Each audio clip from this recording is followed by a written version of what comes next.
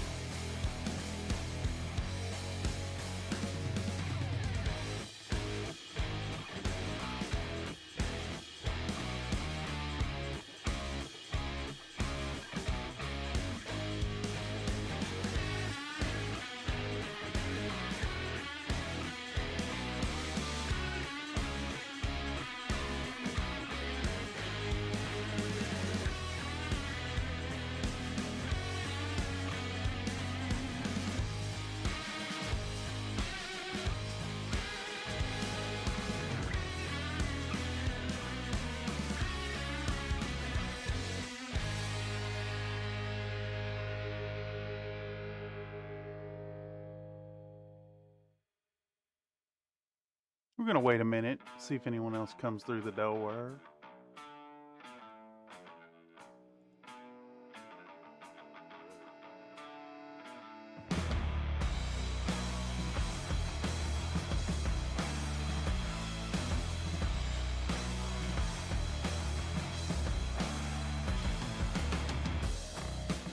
Welcome, Wicked Dragon 7.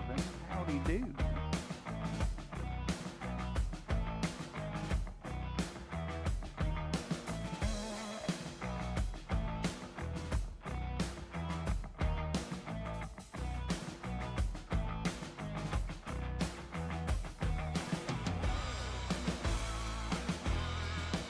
Little low energy tonight, but that's due to a drastic change in diet.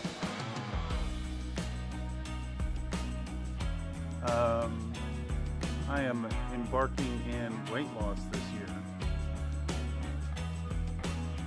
You got to get used to these salads.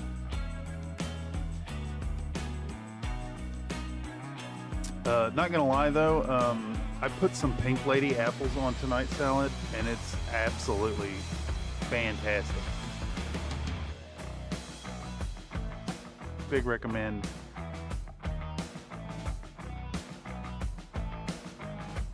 We're just about ready. I'm doing some final stuff on the main computer before I move over to the work corner.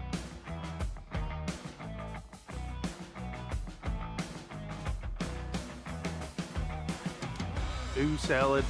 You know, I've always enjoyed a big fat salad.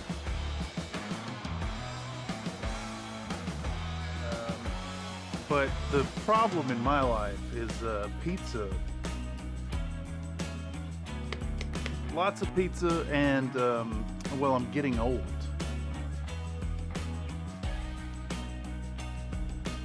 Oh, whoa. Alright, looks like the bots are live. Let's maybe give those a test real quick. Here, I'll toss the Cloudbot here. Let's do, how about a Popcat? Rather quiet? Yeah, maybe it is me. I'm on 2 mics too.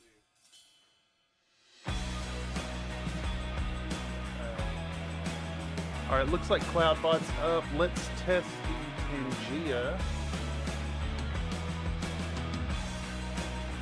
Pangea link in the chat. That one costs money, but it does pay me 80%, so if you want to throw tips to the stream and get silly things happening, this is the way.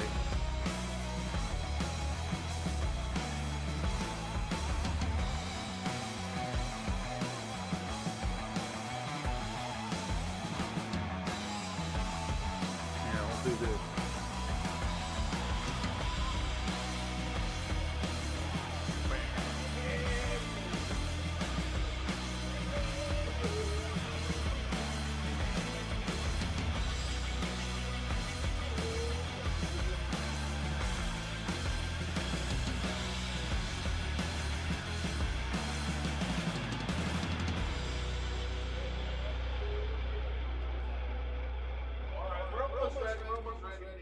My YouTube is trash.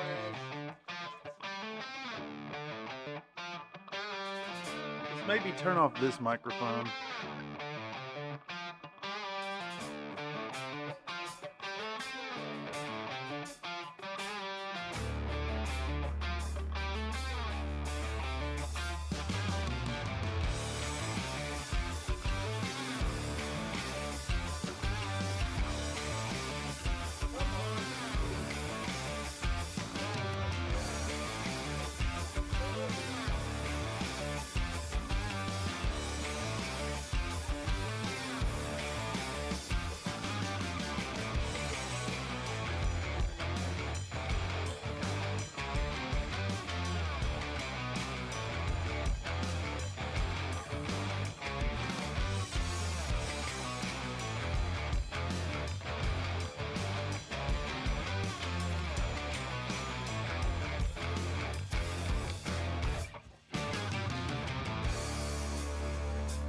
Mic test, testing the mic test.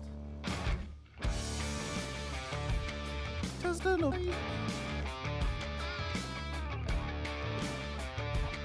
Alright, seems okay. Sibilance.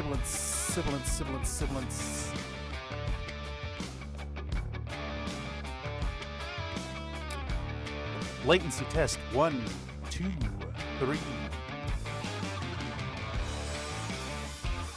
3 seconds off tonight. Not too bad, not too bad. Let's do this.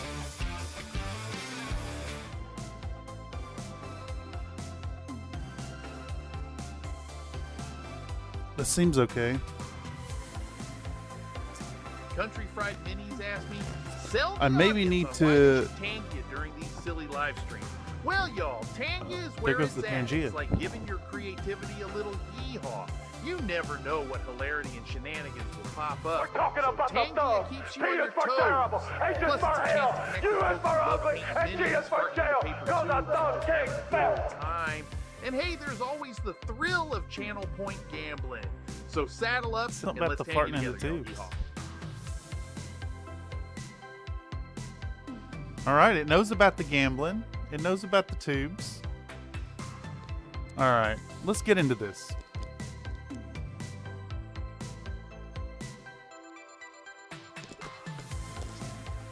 Well, hello and welcome back to another Country Fried Minis live stream right here at the Bullshit Corner 2.0. I'm your host Cameron, the country boy in the big city, and tonight we are maybe getting to some painting. I hope so. If not, well, either way, we're going to be back tomorrow to continue this lance. We're going to be working on this Inner Sphere support lance today and tomorrow. These are going to be painted up in kind of a Ghost Regiment paint job. They're going to be white with some freehands as directed by my client. So really excited to get into those. I think we're going to aim for like, we're going to do a white prime, and then we'll go through like a speed paint base coat. And I was kind of thinking we'll use this silver gray color.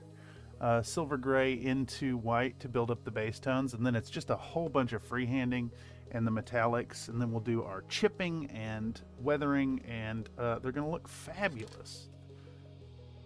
I always like the aesthetics of Cyclops, but I could never get it to perform well. Yeah, it's under armored, what it is. I think the Cyclops to use is maybe the A, because it's got the Gauss rifle instead of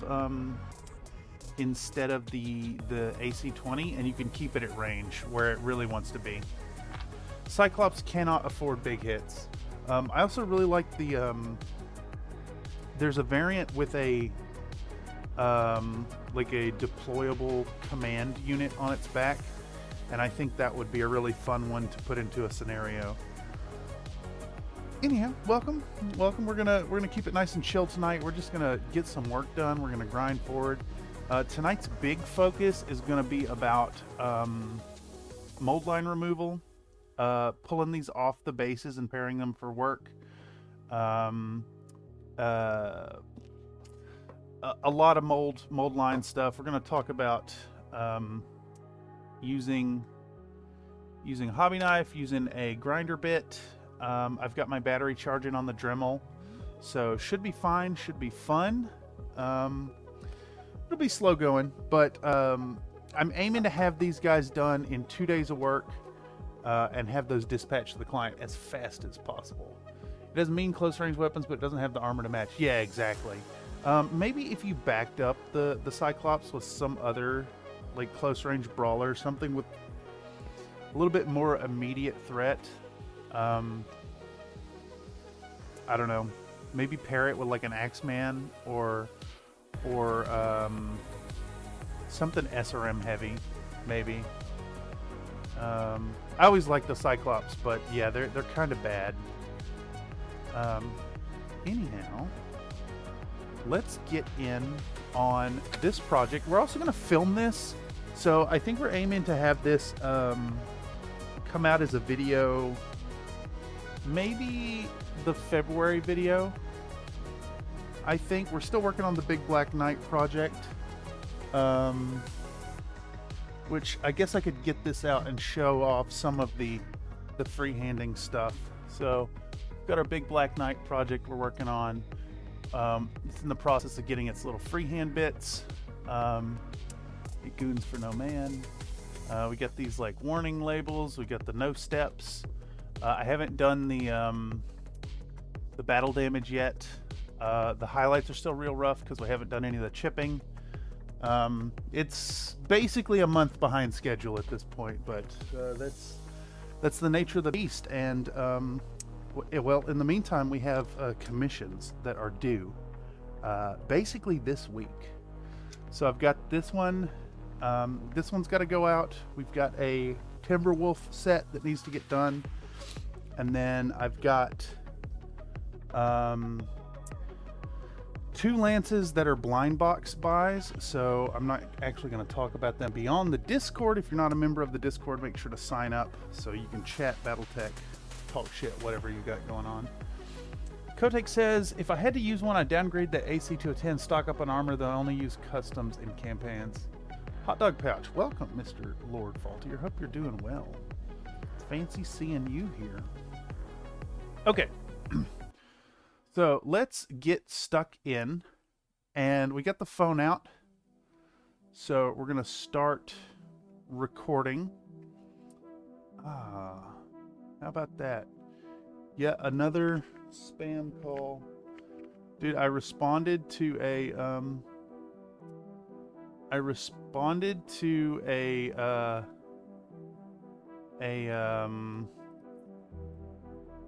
pre-approved debt consolidation loan document yesterday, and I have gotten at least 35 calls today where they sold my information like a bunch of jerks. Okay, so we're gonna go into pro video mode. That looks okay. Maybe our shutter speed needs to go down a little bit. Yeah, we'll do 1/90th. And we'll get rolling. Man, already on them big numbers again. Spends a lot of tonnage and speed too. Yeah, that is fair. Still, I think I'd love to do the scenario where you gotta like escort the Cyclops through and then set up the mobile, the field base. Okay, so for this, we're gonna show the camera our Intersphere Sport Lance. We're gonna get out our hobby knife, and we're gonna put in a brand new blade. Because in the video we will have emphasis on nice sharp knife, and we'll come in here and we're gonna cut the package open very gently as we can. I really don't want to damage it too much, because I want to send this set to the client in the original packaging. I generally like to do it that way. So let's get these models out, and the first thing we're going to do is we're going to remove them from these bases. I would like to do a bit of content on like breaking them down and taking them apart so you can really get in there and clean the mold lines, but I have yet to find a solution that works. I did buy some VMS glue debonder, but it's not really doing it. Okay, so the trick here to pulling them off bases is super sharp knife, brand new blade. Never skimp on your X-Acto blades, always buy extra. If you don't use a sharp knife here, you're gonna probably damage the model and potentially injure yourself. But we just want a nice clean cut so that we can get in and cut these. These models have these pegs underneath their feet that are not part of the sculpt. So we want to get in here and cut them out. All right, what do you know? I'm getting messaged at exactly the worst timing. They will just get responded to in 3 hours when I'm done. All right. Okay, so we're gonna shave bits down off the feet. And I think that maybe demonstrates what we're going for here, but I'm gonna go ahead and record popping the rest of these off. We'll probably use these as like some high-speed footage perhaps. There we go. Just want to get our nice sharp blade in there and really work at it. The ABS that they use for the bases is really strong, so it can be tough to cut through. Just want to make sure you're careful, you don't injure yourself. You have a super sharp knife here. Now the client has requested snowy bases, so a little bit of damage to the base is fine because we're going to build up terrain. You can see we lost a little bit of the peg there, so we're going to get in here and trim that down as well. This boy's got that ridiculous peg. When we finally do put these on the bases, we're going to use a pen so that we'll reinforce the connection point to the same degree that the original plastic lump had, without losing detail to the plastic lump that is not part of the sculpt, but exists only to make them a workable game piece. This one's going to be stubborn. As long as we can get that knife under the foot, we should then be able to pop it on through. It takes a considerable amount of force here as well. So if you're doing this on your own projects, just remember, be cautious, be patient, and don't hurt yourself. The X-Acto blades will give you a really nasty injury. Love the Dragon, goofy little tonnage class identity crisis as it is. I kind of hate it. It tries to do too many things, but I'm coming around to jobbers in lists. They definitely serve a purpose. They serve a role. So they're, if you play them right, if you back them up right, if you use them for harassment and kind of cavalry type actions, I think they can be decent. They have good speed, they have decent armor, and they do a little bit of damage. Not a ton, but as a backup piece, I think they're fine. Okay, so we're gonna take a really sharp knife and we're gonna get in here and clean what mold lines we can. There's a few that are fairly egregious, and of course the problem with catalyst models being PVC is the mold lines are super tenacious and they're gonna hang on. You'll have them 99% removed and those little bits of PVC just hang on. So if you want them removed, this is a really important step to like take your time. And this is one of those cases where, like, for instance here, we've got this mold line that runs on the bottom of this part right here. It's really hard to get up in there to it. If we could just remove this fucking arm, you know, it'd be fine. Cut away from yourself. Probably best wear some kind of eye protection in case the blade snaps off. Keep fingers well out of the way. There is a little bit of that, but there's also, when you're doing some small finesse cuts, it does pay to work towards the thumb, but you have to be doubly careful that you don't slip. And I think that's where a super sharp knife is very, very important. If you need that extra finesse, you know, like whittling, you'll cut toward yourself sometimes. But yeah, I for the most part I agree. Try to cut away from yourself as much as possible. The injury from X-Actos is the potential there is very, very real. Wicked Dragon says, lol, that sums it about right. I've had decent luck using a sniper in 4v4s. One of my better mechs take mostly. Yeah, exactly. And if you're playing scenarios that are beyond just kill each other, all of a sudden it really starts to shine. It does have a hand, so it can pick stuff up. If you need to like hold an area, it can get there pretty quickly. If you need to chase down lighter mechs and actually put up some pursuit, that's great.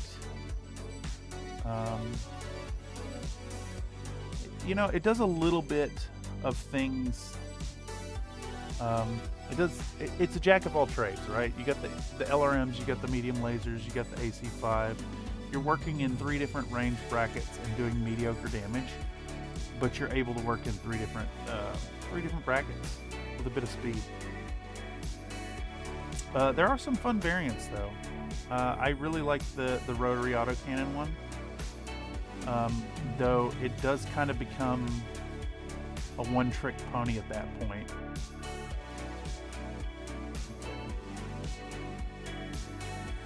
Oh man, some of these mold lines are just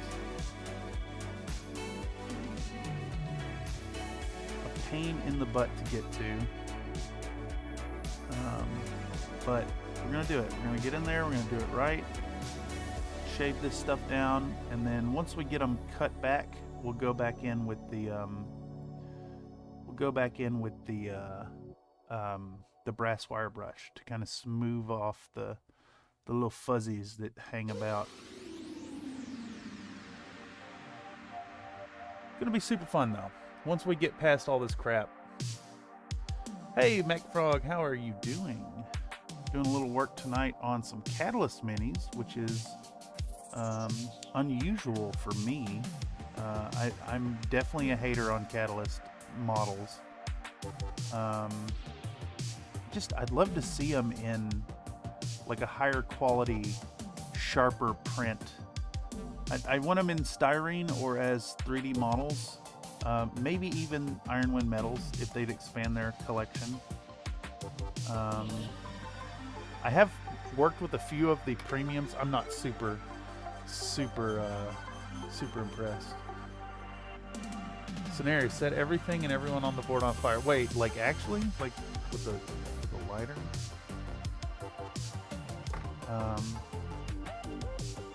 It's funny, you stopped through, Mr. MacFrog. I was working on an effigy of Bobugbabills today. Frog is strong. Slink says, Grand Dragon swapping the AC5 to a PPC and moving it 96k PH makes for an interesting skirmisher. Yeah. Unpopular opinion, I rather like AC5s. I think that 5 damage at good range is respectable, and it's like it's got this weird thing where it's not an AC10, so I generally find that my opponents don't respect it like they should.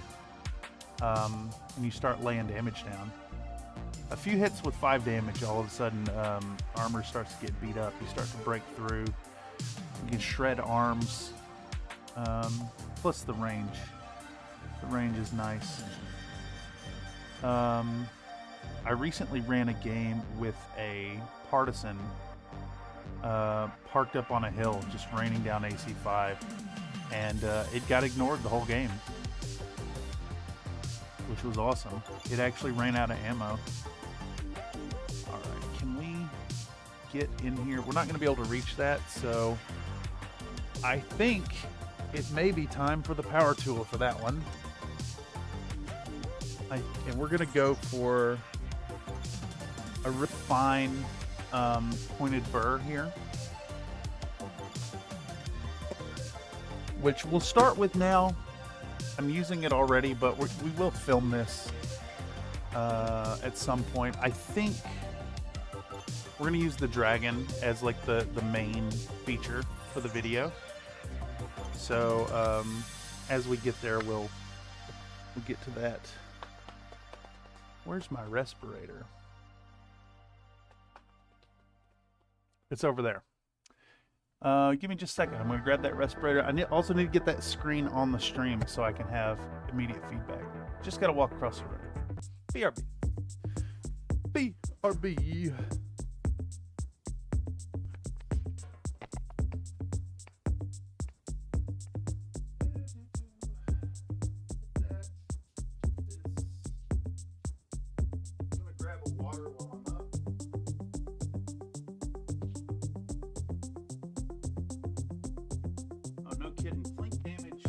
Would you do a workout? I do. Give me 10. Oh, is it push-up time?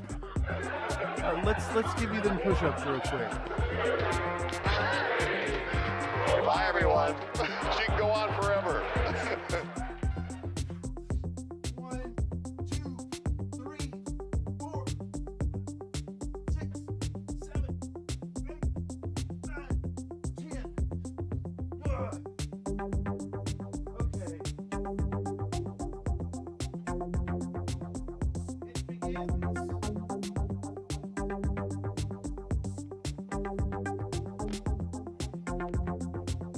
Push-ups are back, baby. Thank you, Slink, for caring about this man's noodle arms. Where's paint stream? Right there. All right, let's start a push-ups counter. Been a while since we had a fat number of these during a stream. Feel free to drop an exclamation point redeem exercise every now and then. I think it's like a 20-minute cooldown, maybe less than that.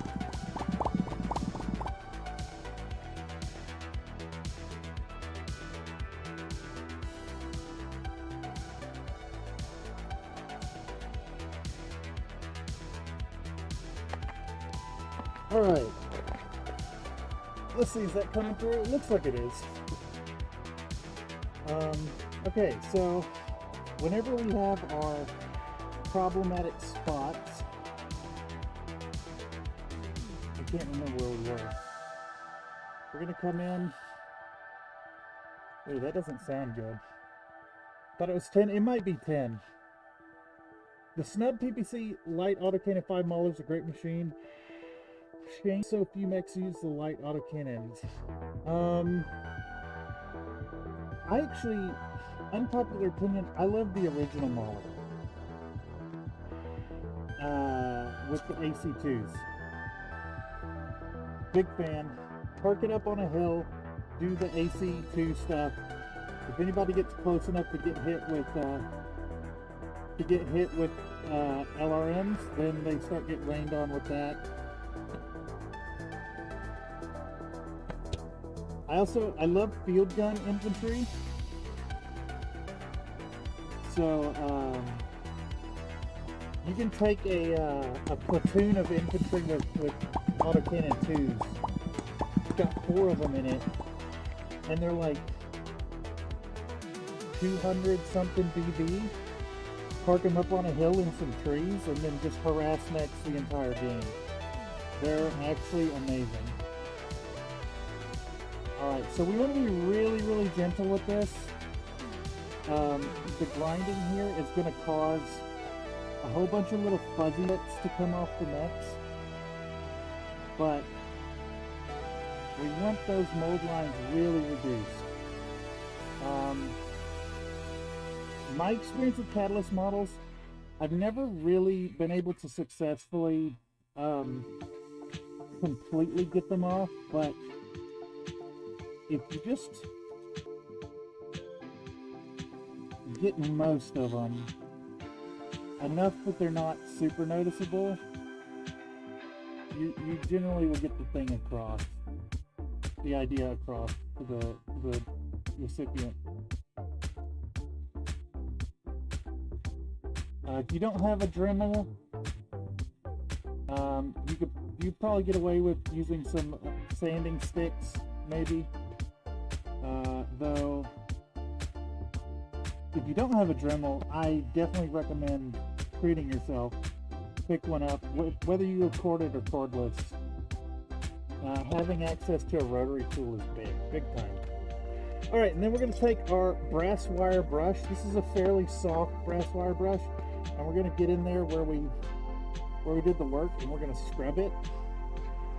And if you go too hard with this, it will hurt the detail a little bit, but largely it's going to pull off all those little fuzzy things without marring up the surface too bad.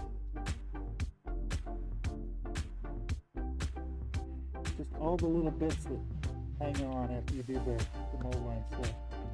And I think our Cyclops is basically ready. We have a little bit of mold line running across the across this bit. We want to reduce. Let's get that nice and. We've got some hangers on right there. Cut that out. Okay. We got another mold line running across the hand and up the arm. I think we could probably get this with the knife. So, as I'm reflecting on the process tonight, I think what we're going to end up doing is we're going to get these guys prepped. We're going to start the maybe a little bit of the basing and have that start curing, and then prime them up and then hit them with the speed paint, and then tomorrow, same time, I'll come back with these and have them ready for the fun freehanding stuff. We'll get through all the busy work, and then tomorrow come in with the dragons, with the bamboo. I gotta tell y'all, my client this time around included some really awesome mock-ups. So I've got a path to follow. Pretty sure that's the mauler that I faced down with the twos. Eventually it tripped and blew up after harassed enough, but it didn't save me the game. Yeah, I love a game where the mauler can basically be ignored. Like with my Crater Cobra's lance, I run the regular mauler and I have a charger in there too. The charger and the Zeus kind of work in concert to get in and put pressure on an opponent and kind of take the focus off of my mauler, who sits back and shoots. And then the fourth guy is a Hollander pilot, so you know he's getting around, he's taking sniper shots. Really fun little lance. I ran those on a live stream versus the Valamans Riders. If you check the streams, it was a two-parter. Played live right here on Countryside Minis, tabletop battleships. And these guys will also be available 4 tabletops in as well. Before I send these out to the client, I'll take pictures and get them ready for the photogrammetry.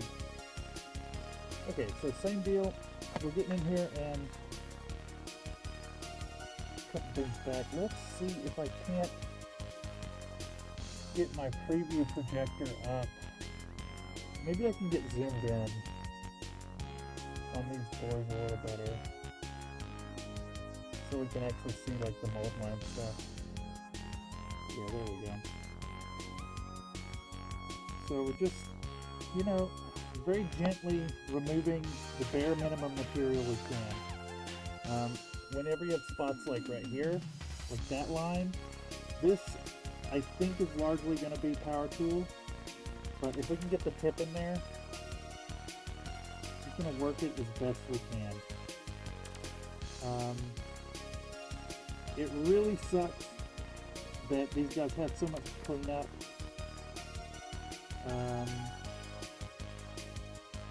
But it's fine. We'll give them that little extra care. This one's got a particularly egregious situation going here on the shoulders. I don't know what to do about that. I almost feel like that wants some milliput correction. But maybe we can shave this panel down to where it is nice and flush.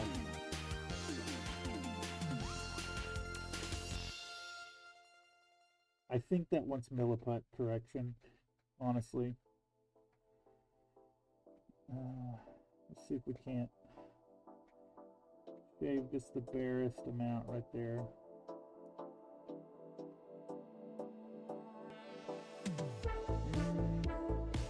Can we work with that? I think we might be able to hide some of this with the freehand work later. Just as long as it looks nice and flat. That'll do us well. Oh, chat died for me. Come back, chat. Come back, chat. I just saw the Mauler 4R. It's like light autocannon 5 Mauler, but with case 2 and clan large pulse lasers and clan LR 15. Shit gets mental in the late Dark Ages. I haven't really played any Dark Ages stuff, but I'm very interested. I kind of want to play low-tech Dark Ages, to be honest. I wonder if there's a good medium to be hit with like a low-tech force dealing with invaders. Maybe some kind of asymmetric scenario where, like, I don't know, some guys with farming equipment have to hold off the attackers for X number turns rather than survive. Okay, so looks like our mold line comes down the leg across this bit that sticks out and then over here. So let's get in there and shave that.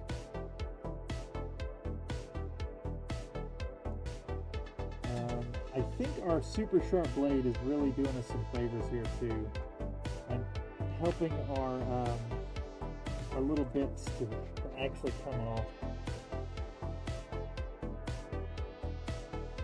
So, zip-a-doo.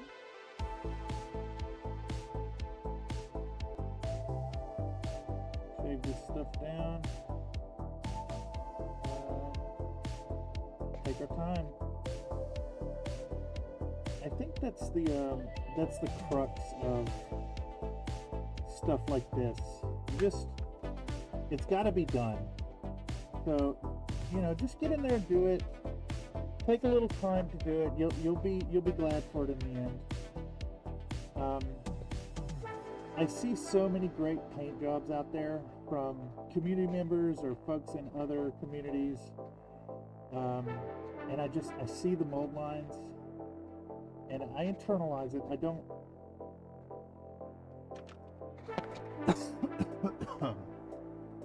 don't always, you know, comment on it. But, you know, when you get something really nicely done and it looks awesome, and then just that one little hanger on causes a bit of displeasure. I think the big lesson for me was the olive drab project. Where would I be able to check out this tabletop simulator scans? Oh, let's see. I could maybe toss it in the chat. Do we have any moderators present? Maybe not. Here, you know what? Let's just take a second. I'll take a second. I don't mean to ADD distract myself here, but I'll dip over to the computer real quick and show them to you. Give me just a second.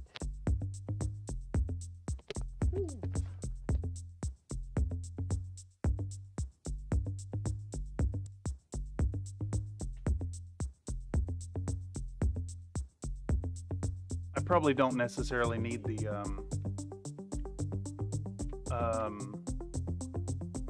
what do you call it? The mask either. Let's pop over here to workflow. Let's open tabletop stimulator. Tabletop stimulator. Get this thing hooked up. And then I'm gonna grab a link from my Steam. Once we get this going, it should be Steam. Or I guess I'll just open Steam itself so I can do the link. Steam. Alright, computer is not super happy. I'm going to show these real quick, and then I'm also going to post the link. How do I get to my workshop items? Your files. There we go. Here, I'm even going to share the black edition. Heads up, it does have PPs drawn on the map. But this is the community, the Country Fried Minis community one. There is a more public-facing one, but this is the one that is available for people who hang out in the Discord. I have a save in here called CFM mod update save. Yeah, here we go. Here we go. Yeah, no worries. So this has been a passion project on the Country Fried Minis channel. We're hoping to expand it more and more. It's got a ton of mechs in it, so it's a little slow to load. This actually has more than the update. I need to do a sweeping update for the module, but let's get in here and let this run. And of course, open invitation to anybody to submit their mechs for this. Join the Discord to learn more, or get with me via email works as well. Oh man, this is going so slow. But a lot of these are like commissions that I've done. So I'll do the commissions and then scan them in. And they live here, so even though I don't actually own these models anymore, or never did, because they're for clients or commissions or whatever. Like this was an eBay sale; those are gone. This is my Crater Cobras from the video. So there's that Mech-Reform Mauler. Here's some mechs from Mr. Comstar Knight. Here is another Nate's work with his active nausea camouflage. Got these Arizona ice green mechs. Those have all gone on eBay. Here's the boys from the Orloff Grenadiers video. And the beauty is, like, this opens up playing tabletop BattleTech with folks who could like never meet up in person. Really fun stuff. Yeah, big recommend checking it out. So subscribe to that mod. I update it every now and then. I've got a big update coming soon with yeah, big recommend checking it out. How many mechs? So subscribe Got to a that lot. mod. I update it every now and then. Got a whole hell of a lot that need to get scanned in. A whole set of Robinson Rangers, including a super heavy. Got a lot. Oh, computer unhappy. Computer very unhappy. But yeah, set of Robinson Rangers. Check it out. Link in the chat. That's the community version. There is a more public version that has. Well, the big difference is you don't have the black bases, and there's no PPs in there. But the whole idea is you set up this turntable thing, and you take 50 shots round and round and round, and scan it into 3DF Zephyr. The whole idea is you set up this, and then I'll get back to work. You load it into 3DF Zephyr. The pictures create this point cloud. The point cloud becomes a dense point cloud. So you can see that's still a point cloud, not actually a mesh.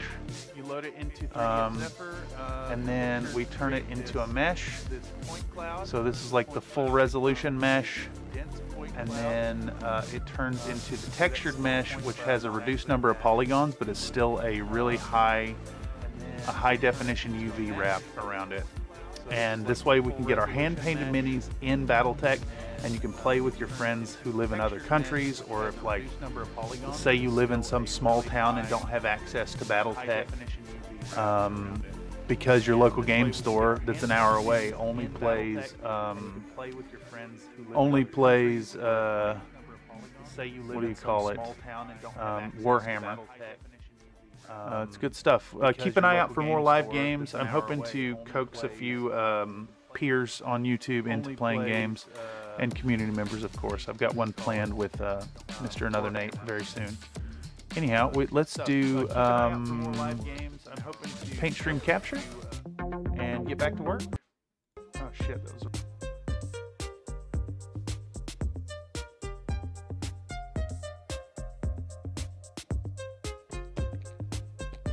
All right, I think we're back. We're back. Looks like we're back. Paint stream. There we go. Cool. I also don't think we necessarily need the respirator, even if we're using the power tool here.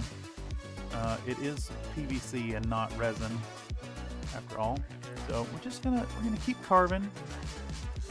Get these boys prepped. Come with a little Steinel res.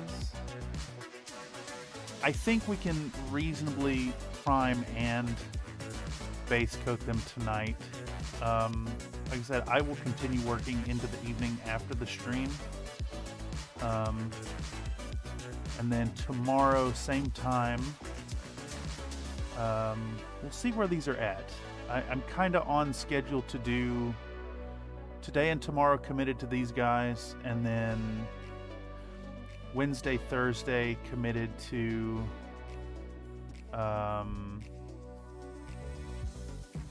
my other set. I have a set of 5 Timberwolves to do, all in urban camo. I'm actually dreading that one a little bit. I think freehands are a little easier than camo, depending. Like spot camo is easy enough for like blotches, but they have requested splitter, so I think I have to do nice sharp triangular work.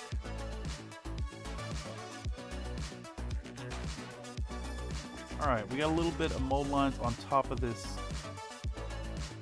hip joint, and like, okay, like right here, how am I supposed to get in there? If this thing was in separate pieces, that'd be gettable. You can take these guys apart, but I generally find it's a lot of work, and you end up doing a little bit of damage to the model, warping it some. Like right here, this is another example of Catalyst mold line work being like there was no thought given to the painting experience in having that mold line run through details. like, how the hell am I supposed to get in there? I'll tell you how. You get a Dremel with a fine tip burr, and then you can get in there and actually sand that down, despite it being in basically an unreachable area.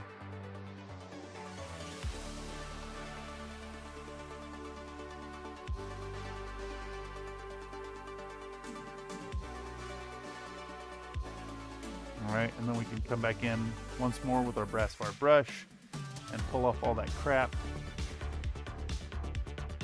We could even smooth it with acetone if you're really super careful. I generally think that's a good plan. We've got some mold line that runs on the tip of these panels here, so we're gonna give those a good little scrape. And just a whole bunch of rinse and repeat here. I think it's important to you know, take your time, engage in something that kind of snags your brain's tendency to wander away from menial tasks. So, like, you know, put on a podcast, put on an album, engage with folks in like a. I think mold line removal is a perfect like Discord hangout activity. And we do that quite a lot right here on Country Fried Minis as well. So hang out in the voice chats, do hobby stuff together. Where's your brass wire brush? It's right here. It's right here. It's right here. Got it right here. Also, hello, Mr. Nathan. You're doing well today. Ain't it past your bedtime?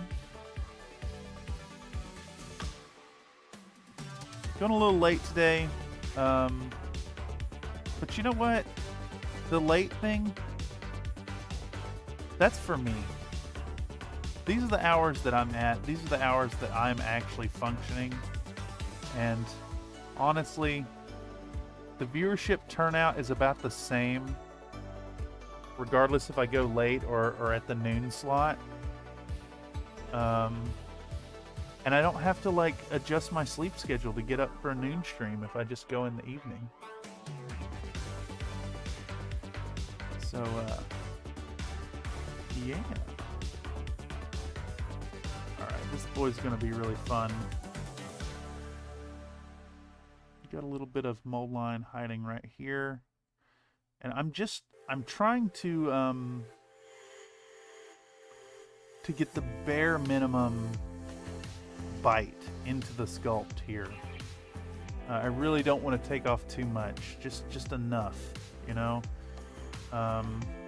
Sometimes I feel like removal isn't even the goal, just diminishing it enough that it gets lost in the paint job. And these guys are all going to have like freehand going basically halfway up the legs, so we can hide a little bit of the mold line there. You just don't want any super obvious bits sticking up, you know?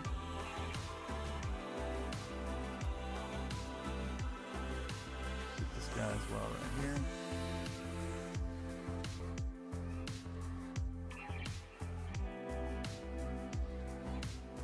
And again, we got a super sharp knife here, so it's doing a lot of the work for us without having to put too much pressure.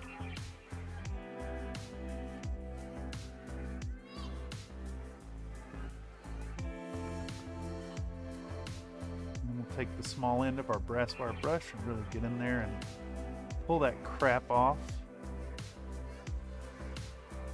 Alright. Can we get our knife in there? I don't think so. I don't think so. So, we're going to go high speed. Just shave that down. And, you know, again, it's menial. It's millimeter by millimeter, but with each bit we get off, we're able to move forward. About bedtime, yeah, makes sense. Well, I appreciate you stopping by. Either way, it's our executive producer, everybody. He's responsible for shenaniganry. Remember that Nathan's PFAS-coated paper tubes are the best for farting into. Okay, so here we've got some pretty egregious mold line action on these fingers here. And this is one of those instances I was talking about. Like right here, we need very fine control, so I'm cutting towards myself. Controlled and precise pressure.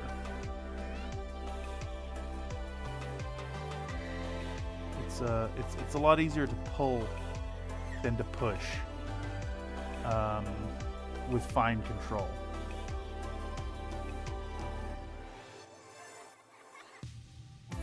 If ever you doubt that, just try to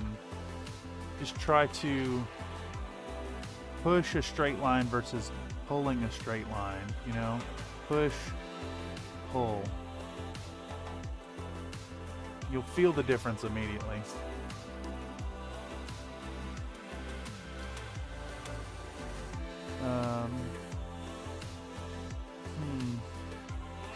Let's do a little bit more knife work here.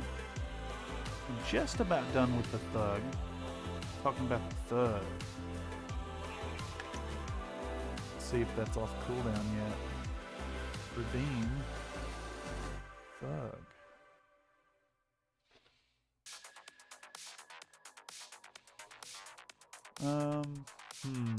We're talking about the thugs. T is for terrible, H is for hell, U is for ugly, and G is for jail, cause a thug can't spell.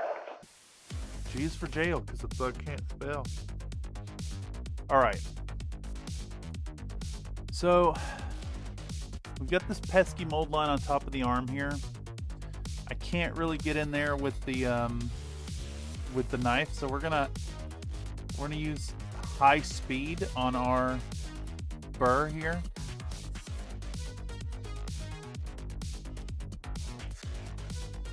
And we don't want to engage too much because we'll be melting it.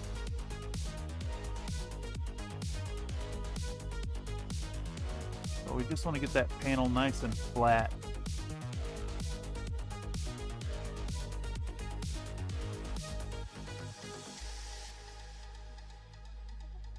We'll hit it with the brass wire brush again.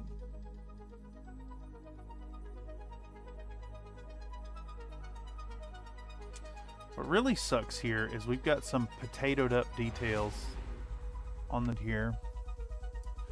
Right here. We lost a lot of detail. It's like a big blob where the finger should be. In fact, I wonder if I can get in there and rescribe that finger right there. We'll just cut a little divot. Just the tiniest little divot right here.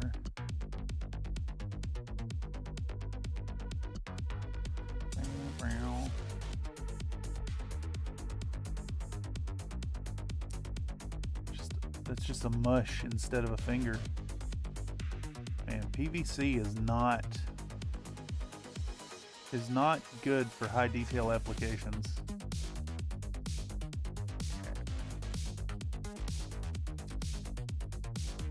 I don't know if that's going to be readable. I don't think there's anything we can do. We can maybe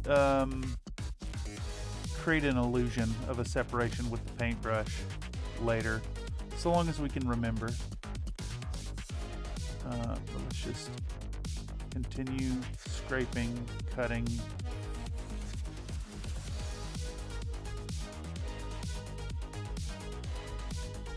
I think that's looking okay. Most of the panel line or the mold line stuff is diminished.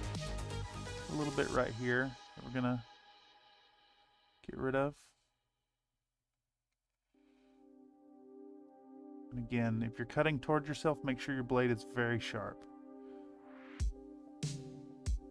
It's counterintuitive, but it makes sense when you consider the control that you get. You don't want it to hang up where you have to put excessive force.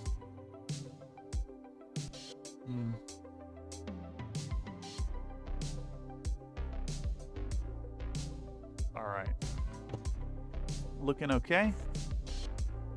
Give this a good scrub down. Pull all the little bits and bobs off the surface.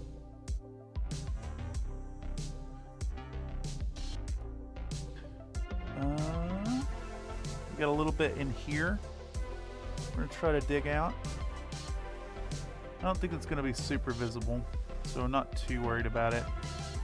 Is it on both sides? It is. Get in there. And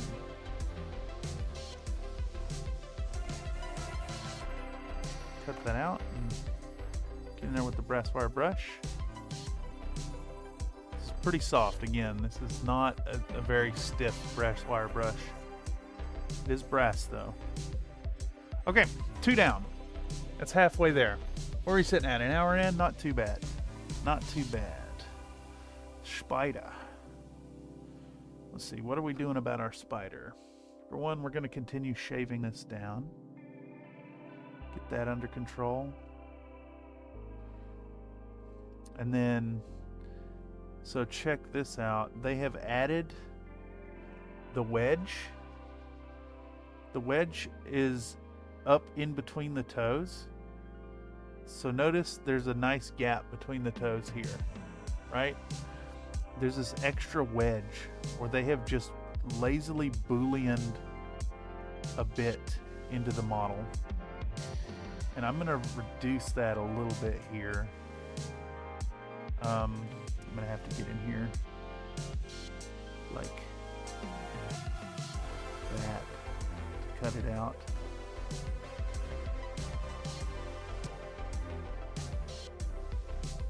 I can barely see what the hell I'm doing. It's just I mean, I get why they did it for manufacturing purposes, but like from the painting angle, it's an odd choice. So now we've got the toes freed. We get the toes look the same on both sides, you see. And because we're going to support this with a pin coming out of here anyways, go ahead and mark that actually. We'll get that same support that the wedge gave us without it eating up the detail.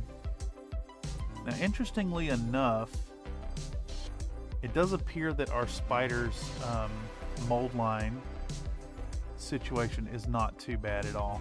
This one's pretty good as far as catalyst is concerned.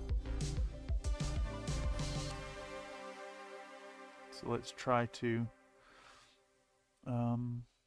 clean it up. That's a bad slip right there. It's a real bad slip.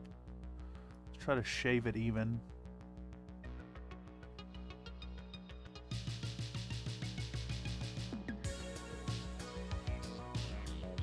And now we got to take a little bit of material off the back here to get that one even as well. Come on. Am I misaligned with the camera?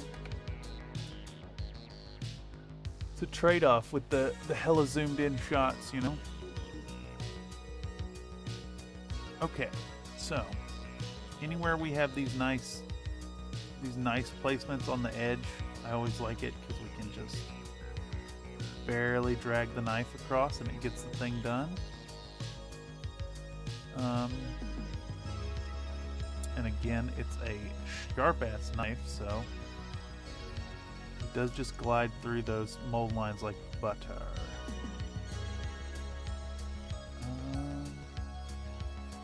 What about right here?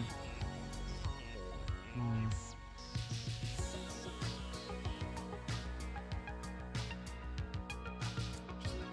barest amount of pressure right there.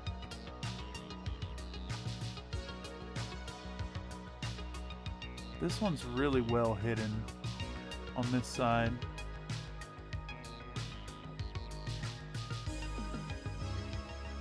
Okay, let's get in here and let's rescribe this bit right here. I removed a little too much on the top surface. So we're going to rescribe and then get in here and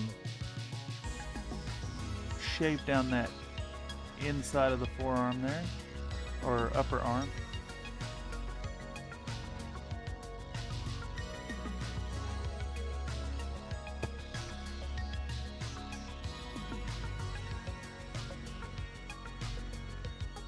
That is really tenacious there.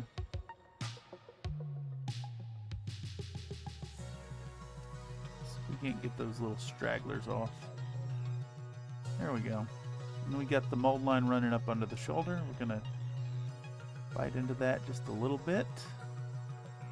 It's gonna come out in reverse directions. Try to get it off this panel as well.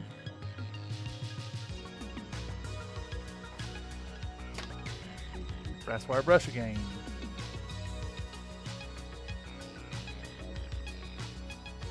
That looks decent.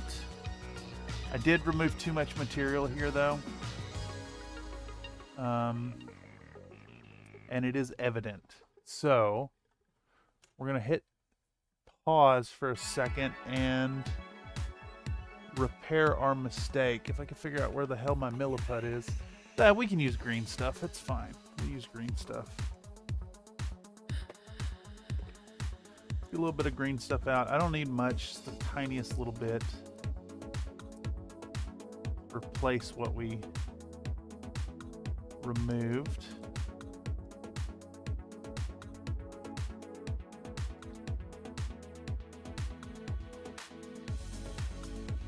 That looks like a good mix. It's a little blue heavy, so let's get a little more yellow.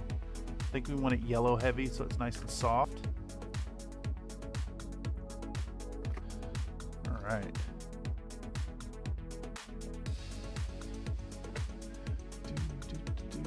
Is this flickering? Let's fix that real quick. Gotta bounce, but thank you for the stream. I'll see if I can tune again tomorrow. Oh yes, thank you for stopping by, Wicked Dragon. The VODs will be up if you want to see, and I will send you some updates on the fiverr. It is definitely late for some audiences. I am in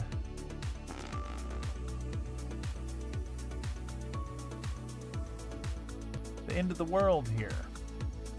All right, camera's back. Let's mix this up. Let's fix this a little bit. We're gonna film removing the lines from this guy. We're gonna hit some priming. We're gonna do our speed paint, and then I'll call the stream while that dries, so we're not just sitting around wasting time. And then tomorrow, I should have these ready for freehands tomorrow by the time stream time comes around. Sayonara, take it easy. Thank you for stopping by. Welcome to Country Fried Minis, where we fart in paper tubes.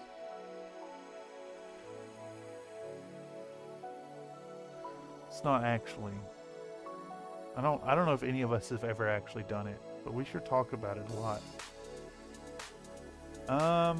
This is not mixing up. It's too small of an amount, I think. See if we can't use a tool here, back of this blade, to put into itself. I really don't want to mix up a whole bunch of this shit just to do a little tiny bit of repair. But it is proving quite difficult to mix.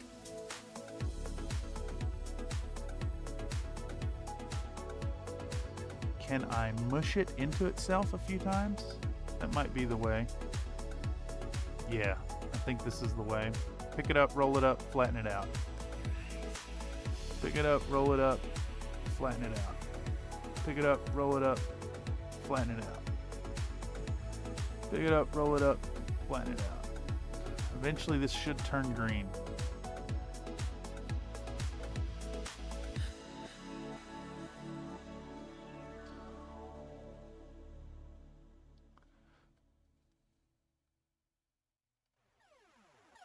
Wow. Bonkers. I have never tried to mix such a small amount of green stuff before. And, well, I don't think I will again. I just need a little bit. Just a tiny, tiny bit, you know? That is starting to look like green stuff. It's a little blue. a little bluer than I'd like. There's a little bit of yellow here, and I just flung it. A little bit of yellow here. We can mix in, make it a little more green.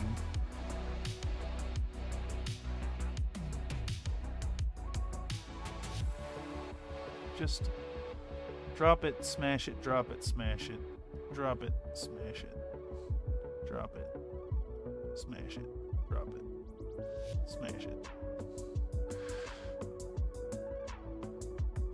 You know, in all the time that this has taken, I probably could have just gotten more out and had it done by now. It's another one of those examples of like, you know, sometimes you spend too much time doing the thing that was supposed to say something, and you should just do it the hard way to begin with, or in this case, the wasteful way. Hey, ads. I love ads. I love seeing ads. Definitely something I'm going to check out there. All right. So we got a little bit of green stuff. Let's get our sculpting tool. Just right here. Got some milliput on it from before. And we're going to cut off about half of this. There we go. That's still too much. I need a quarter of it. Get a quarter of that right there.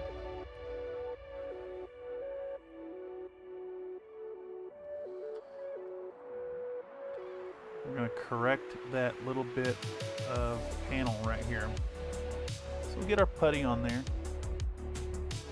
And we'll just wet our tool in the dip in water. This one as well.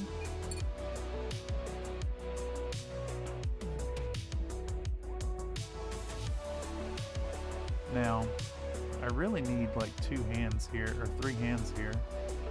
See if we can't compress this thing into position. Yeah, the water is proving to be a huge problem actually. We're gonna have to dry it all. Everything's got to be dried. We maybe got to use a little super glue here. Let's get our putty in position here. There we go. Got a little bit of a stick going on here. Not really. Nope, it's not going to stick to the material at all. Green stuff never sticks to the model. It only sticks to your tools. So we're going to coax it with super glue that has glued itself shut. God damn it. I try so hard to prevent that. Alright, so a little super glue on the end of a toothpick. Just the tiniest amount. We're going to apply it where we want our greens to sit. And we will take our little piece of green stuff on the end of our X-Acto. Get it in position. Make sure this doesn't have any glue on it. And we're going to push that down.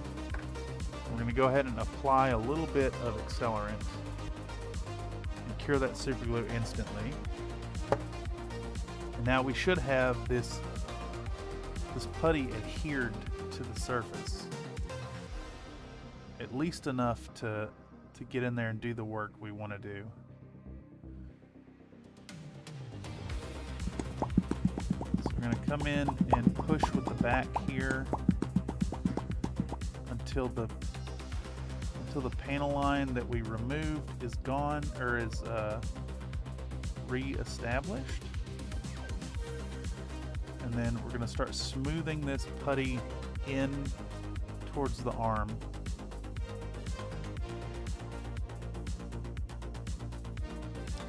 Go down back here. We're going to cut the excess away. There. Zip.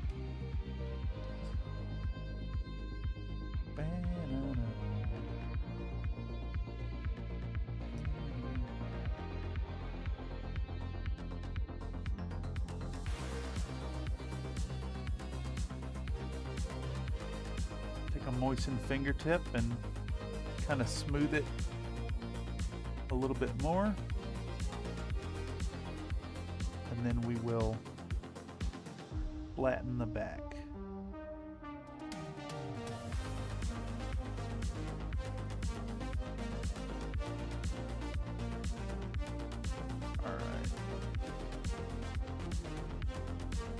Okay, so when this cures, we're going to shave a little bit more off and try to get our panel corrected. And for now, we can continue to cut down our mold lines. And then we'll move on to the dragon, which we will then film a little bit of the work on it. And we'll turn these into a nice little 10-minute minis episode about... what's it called? The Dragon Company? The Ghost Regiment is what it is. I don't know if they are actually Ghost Regiment, but they look a lot like it, so that's what we're gonna say. At least for the video.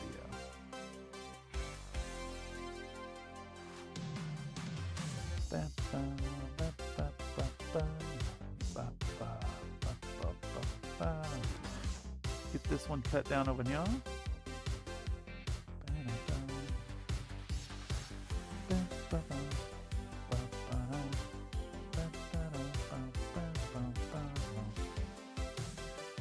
All right.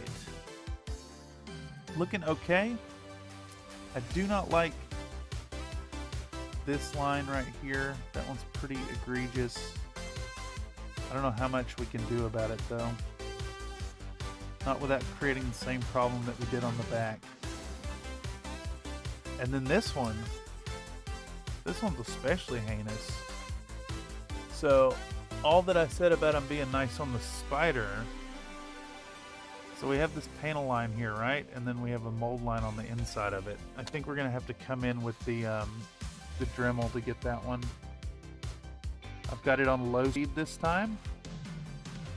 Trying to be really careful not to hit the panel lines and create the same problem we did before. Get that really shaved down. And I think with that, we're probably done mucking about on our spider. Get in there and get the little fuzzies off of there. That's our spider ready for action. Maybe not. This right here gotta get shaved down. Okay. It's looking all right. Okay, finally.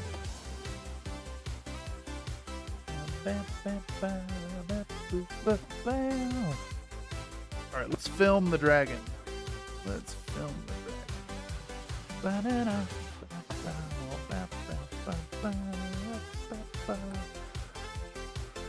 Remember to hydrate.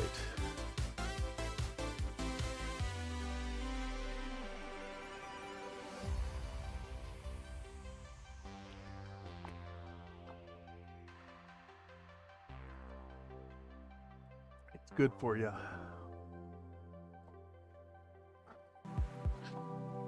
Okay, dragon time. I'm gonna bring the camera down, I think. We'll do a lower shot this time. Put that on.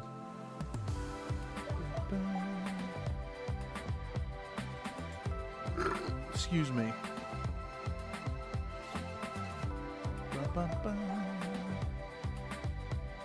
Let's move these tools off so they're not eating the shot. And this is probably going to favor... I'll zoom it out because I'm worried about filming this more than showing it to y'all in this moment. So, get our boy. We'll find our mold lines. We'll come in and we'll walk our hobby knife across it with a nice sharp blade.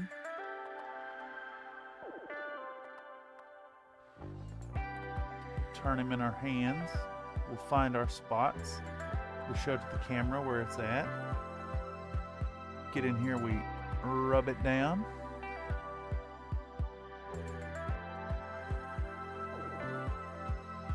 It's always so awkward trying to do this shit for the camera.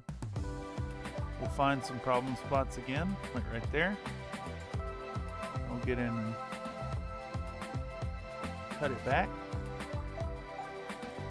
Keep turning it over. This was actually pretty good. Dragon's got decent mold lines, it looks like. I'm just identifying all the bits, all the parts.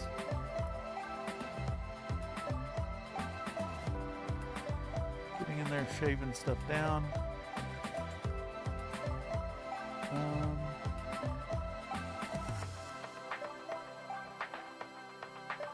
We'll tell the tale of the mold line.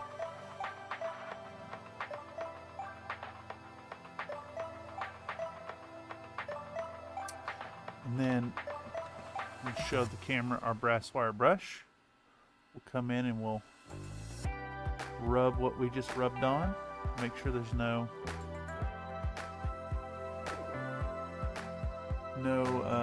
leftover bits. Come here and hit that. We'll find hard to get spots like that. So we'll come in with our Dremel 7300 and we'll put it on low and we'll go in there and rub it down.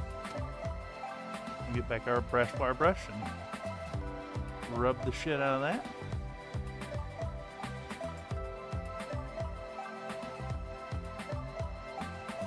Get in there and really pull it out.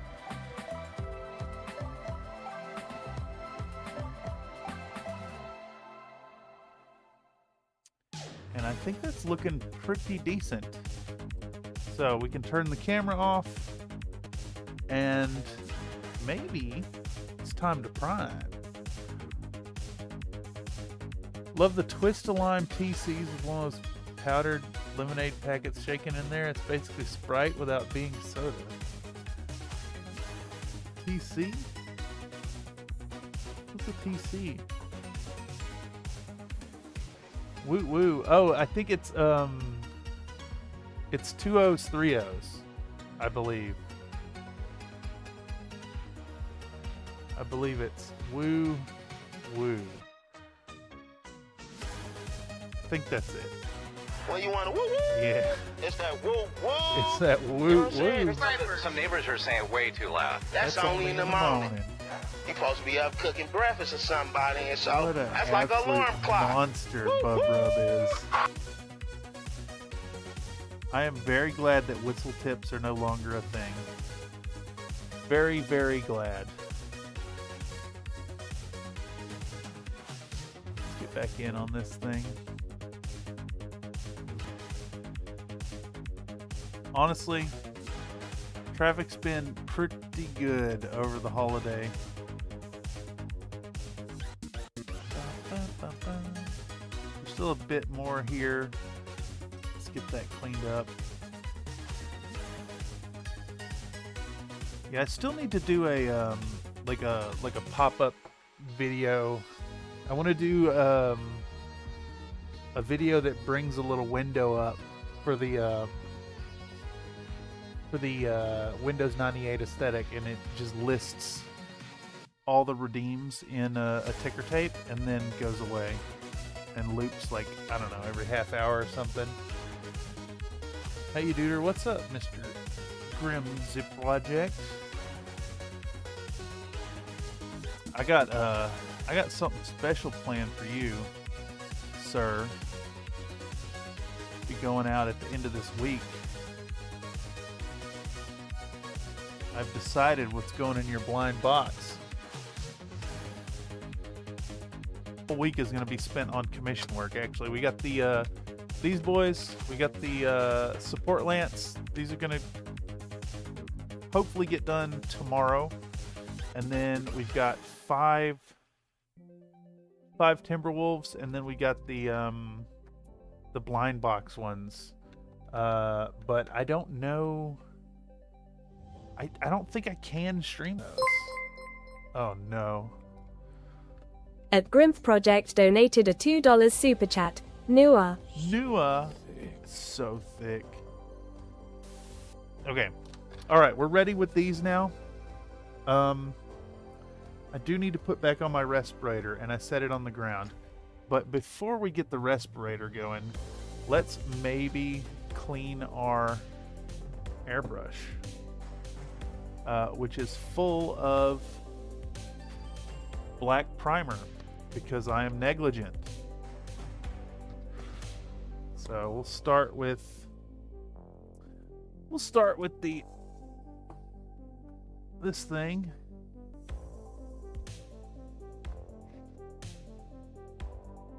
Is that a bit of a leak? Oh yeah, that's like misaligned really bad.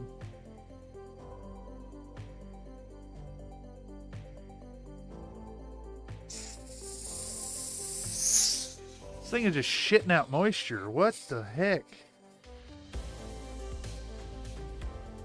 Whoa, that's not good. Let's blow that moisture trap. Yeah, there's some serious yuckiness coming out of there. Who are these fellas getting painted as? They are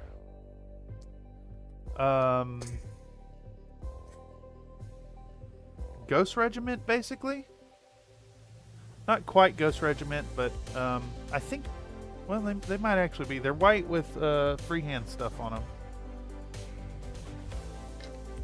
But it's not like green scales. Alright, so we've set some acetone in here, and we're just going to shoot acetone through the airbrush. We can see it's bubbling. And we're going to let it back bubble. And just fucking zoot it through there. A little at a time. Smell them acetone fumes. Alright. Get in here and clean it out with a paper towel. Yep, this is an order that came through just before Christmas. The client has been appraised of the holiday schedule being topsy-turvy, of course. And we're just getting on those Christmas orders. Got 2 of them got to go out this week, and then like I said, the blind box ones, those are due by what, like the 12th or the 13th or something. So those are superseding any work that we could do on the Black Knight. It should be all right. We get a whole bunch of stuff out. And if you out there want to get your hands on a Country Fried Minis Lance, consider purchasing my services over on fiverr.com/Thurston Studios, link in the description down below. I also have some offers on eBay. Not only do I post finished and painted lances over there, but I also have blind boxes where you can just get something at random from me, my choice, sent your way. I'll send you something fun, hand-picked and ready to throw down on the tabletop. Uh-oh. We've got a problem. I think I'm gonna have to take the whole fucking airbrush apart. Let's see. Clamp that down. Yeah, this thing doesn't really want to flow. Let's try to run some more acetone through it. It's a little gunky.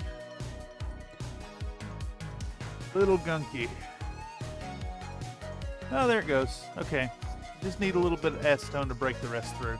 Okay, so I gotta hop up and grab my respirator and my squeezy bottle.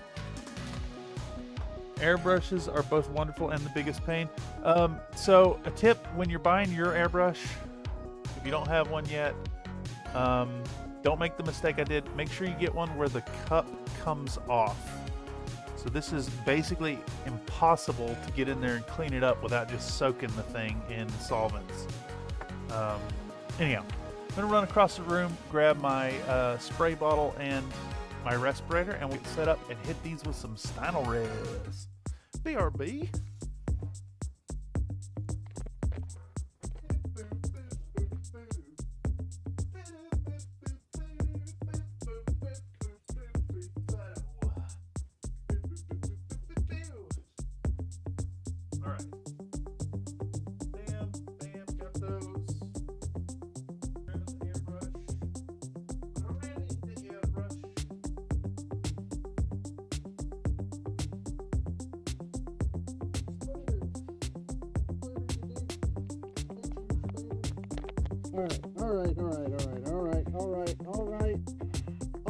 Alright.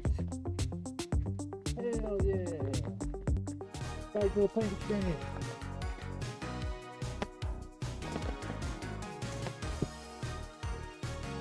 Okay, so got our squirt bottle. We're going to shoot some water through this now to get any residual acetone out.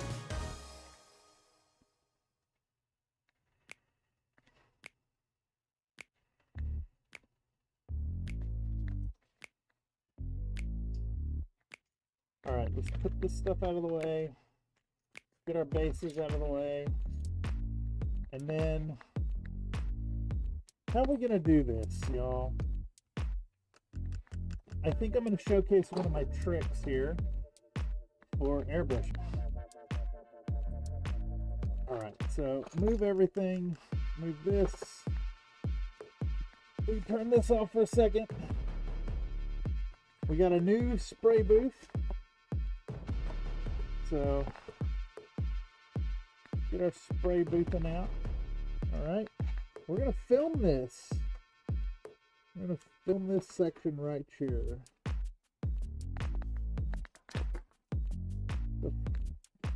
You got to be goddamn kidding me right now. You got to be fucking with me.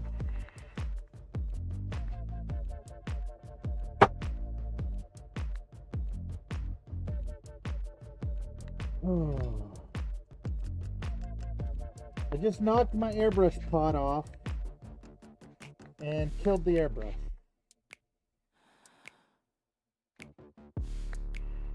Make sure to put your safety cap on the back end.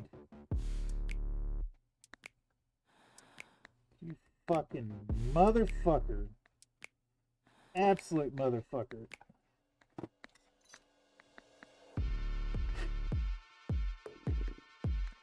How the fuck did that even fall off? What the fuck, dude? I wasn't anywhere near that motherfucker.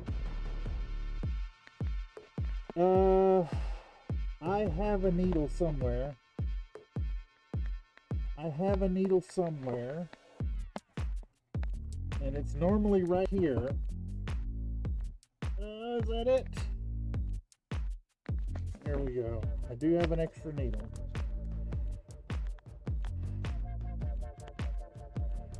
Yeah, make sure to put the cap on. I'm not sure how that got knocked off, but it did.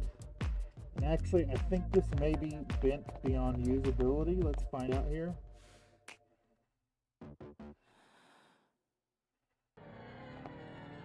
Okay. Is that still gonna work? Fuck yeah. Eat my butt, airbrush.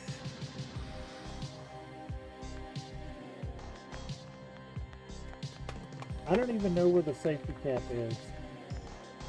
But that does mean I need to be really careful and not screw up again. I don't know where my cap is. I had it off because it's a pain in the ass to take on and off and on and off and on and off again. Okay, anyhow, whatever. It's not the end of the world. We're able to keep rolling. So,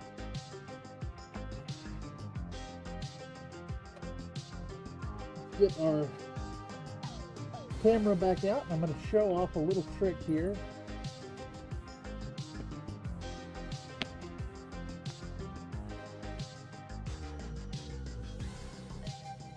We got like 60 messages here. Dude, it's so remarkable to me how the messages flood in when I'm streaming. Looks like y'all have had all day to message me.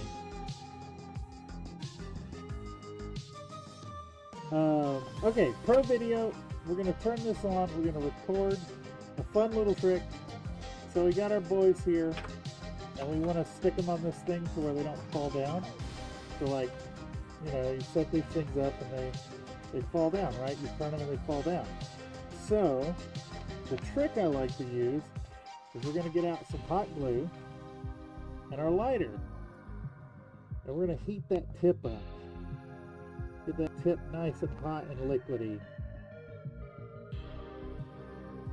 That hot liquidy action.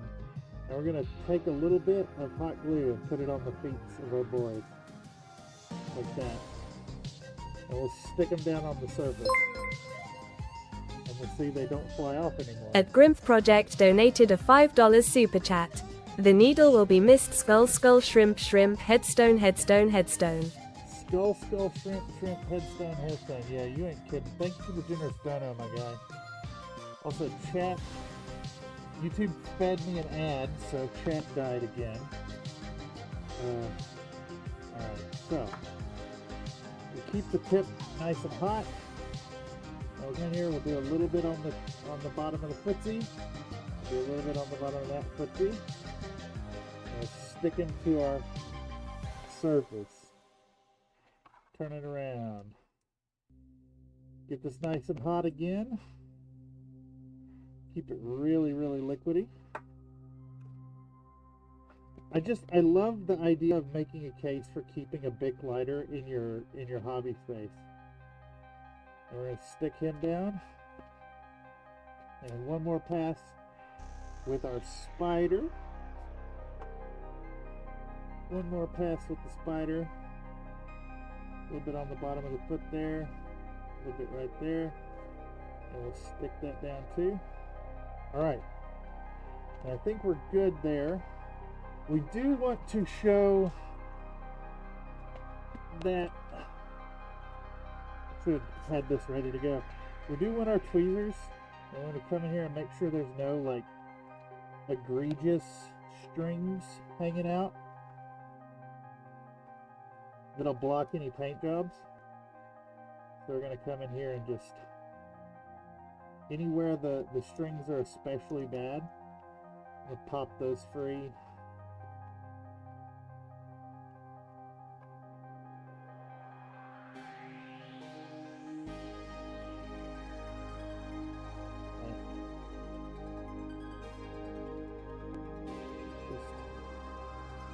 Give it the old pluck. One more for the spider. One more for that spider.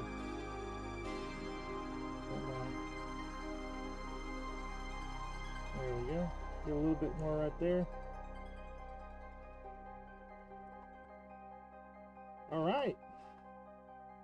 I think we're ready to spray. Okay, so turn back on our compressor.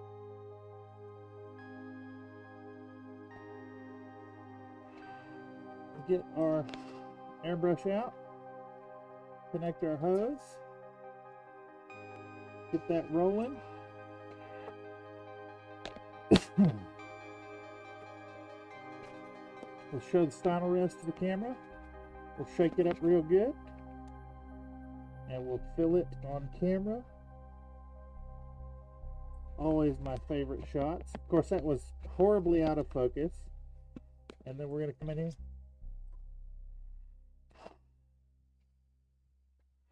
And of course it's clogged. Completely fucking clogged, nothing coming out. You son of a bitch and ass. Piece of shit airbrush. I fucking hate airbrushes so much, dude. You guys have no idea.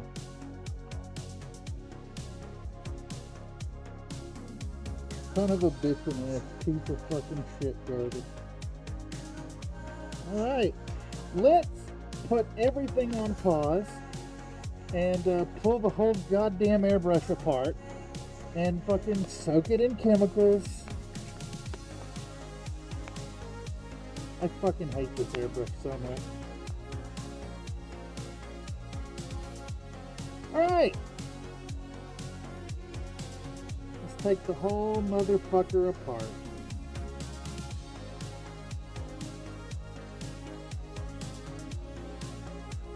Leave it to yet another stream. Dude, if I wasn't on stream right now, this would be working fine without any problems. Not a one at all. Not a one at all. There'd be no issue.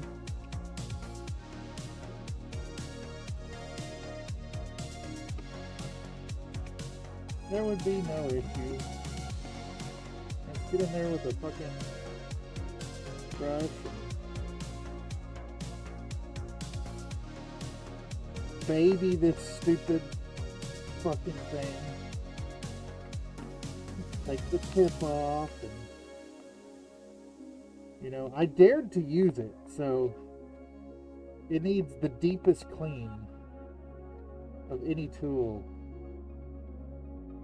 Because, you know, the slightest speck of paint inside it means it doesn't work anymore.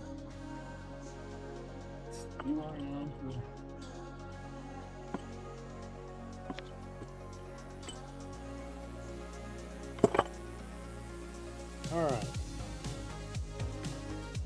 Let's clean out this cone. I actually can't tell you why it's not spraying. It does not actually appear to be clogged. It's entirely possible that this needle just is not made up properly. Though it does appear to be mated up properly.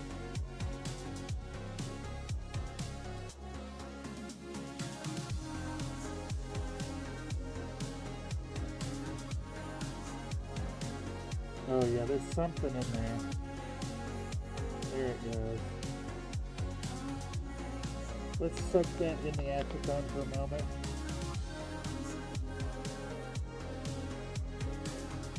I forgot that I was going to be airbrushing, so I would have spent half an hour cleaning this before stream. But, you know what? These streams are perfect to show you what a gigantic fucking pain in the ass airbrushing is. Hey, what do you know? Chat died again. Yay! YouTube, your app sucks, assholes. Yeah, it's true. It is true. TF2 pyro sounds. Like, how the fuck am I supposed to get in there and clean that? Like, what the fuck do you even do? Where are my goddamn Q-tips?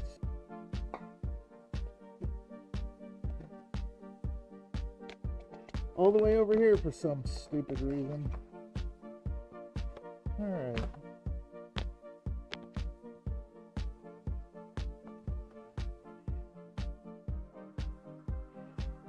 Like a whole specialized tool set to clean this stupid thing.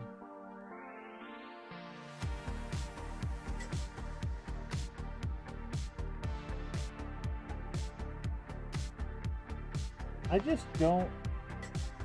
So you see people on YouTube with they bust out their airbrush that's like sparkling pristine, and it's like you must spend 2.5 hours of clean time for every 4 minutes that you use your airbrush.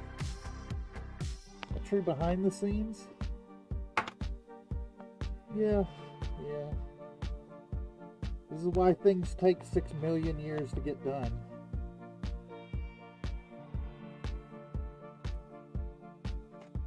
Shit like this.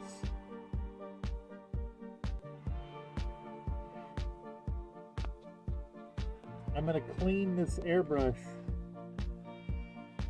for I don't know, what, like 6 minutes to get 1 minute's worth of use out of it.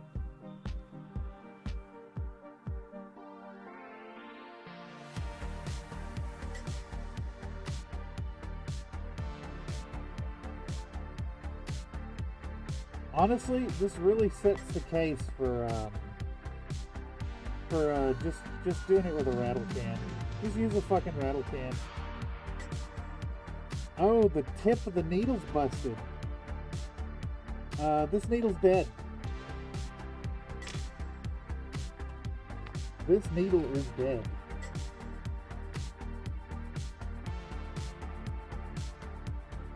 Oh, god damn, that's fucking... I think that might be the stream, y'all. Will this go in the hole?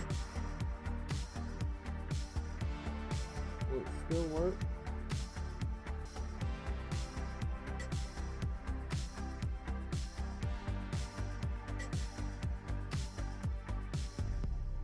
Let's try to put it back together.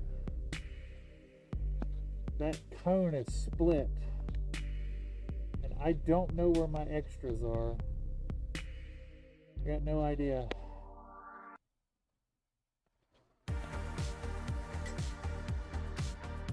I may have a backup airbrush. I just don't know, and I'm going to have to tear the hobby corner apart to figure it out.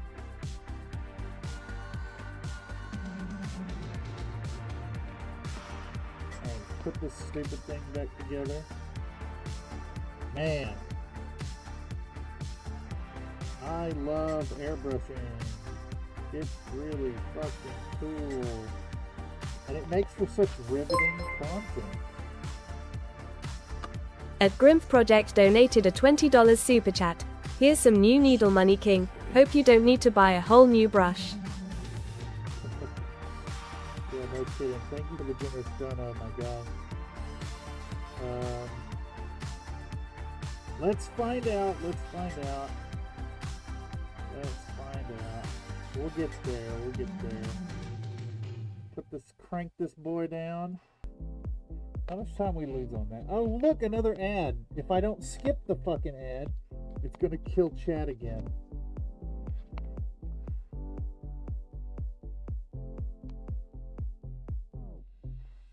Let's crank this thing down. Get that needle in place. I mean, it seems to be engaging.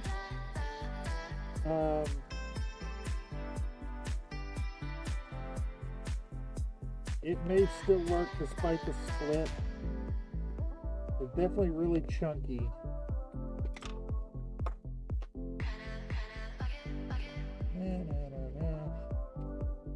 Let's move all this shit out of the way. Let's try to reshoot that shot.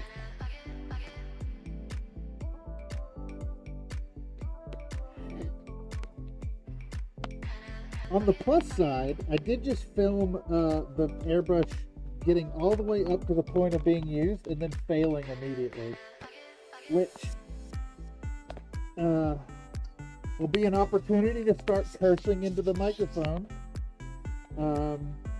when we film it or when we do the video.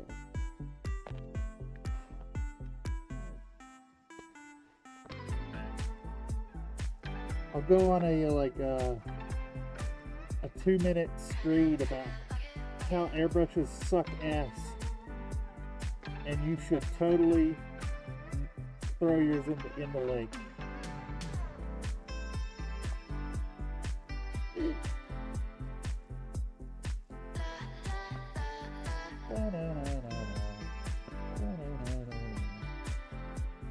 All right, so theoretically everything should be clean and working now. Of course, now we gotta reset the camera up. Pro video. Pull this out.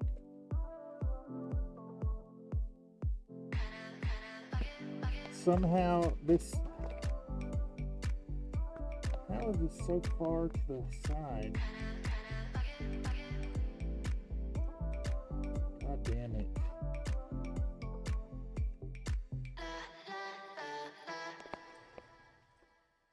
I got like 12 cables tangled around my legs down here. Let's get all this shit out of the shot.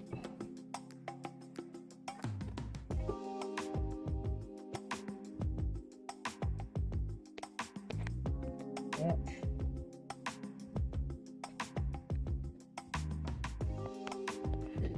Alright, so pro video on. We'll show the airbrush to the camera again. We'll pull out our Stynal res. We'll try to have it in focus this time. Actually, we'll hit the focus button so doesn't decide to not focus like it did last time we did this, and we'll actually get the shot. And we'll start. It's still just back bubbling. It's still just fucking goddamn back bubbling. Here, maybe if we keep a fucking paper towel on the lid.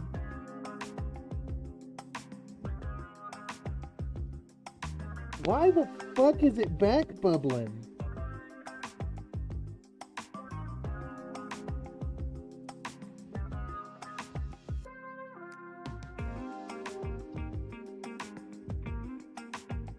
Jesus fucking Christ, dude.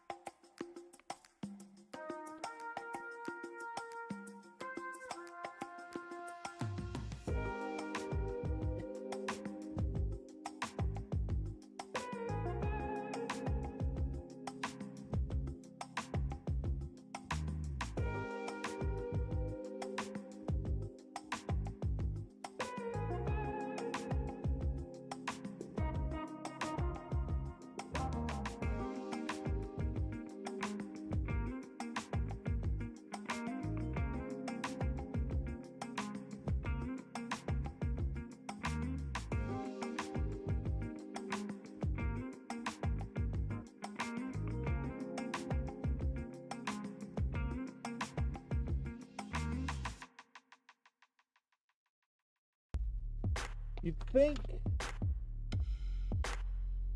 with this being a tool that you're going to take apart every 6 seconds, that they would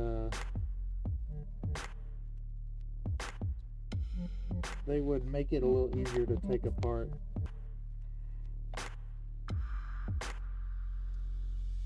Bitch motherfucker.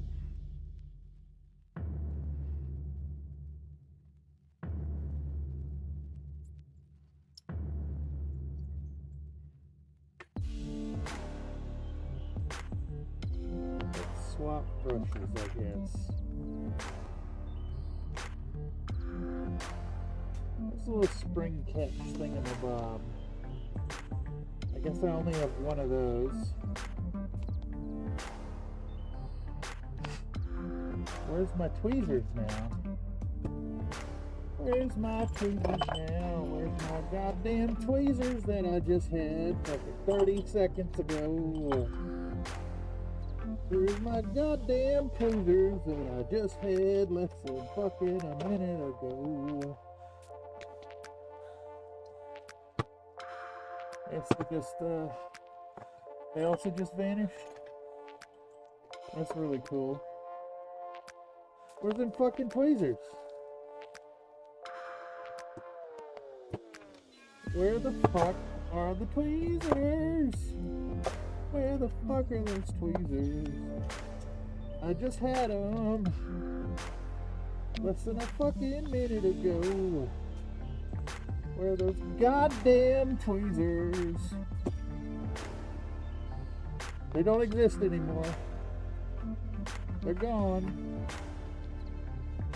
Let's get the other tweezers, because the tweezers I had don't exist anymore.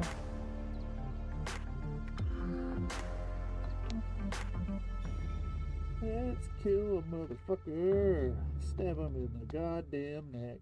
I could eat somebody alive. I think that's my... Gotta pull this thing apart and then pull this thing apart and then put this thing back together. Airbrushing sucks. Do not use an airbrush. Buy a rattle can. Airbrush, it sucks, assholes.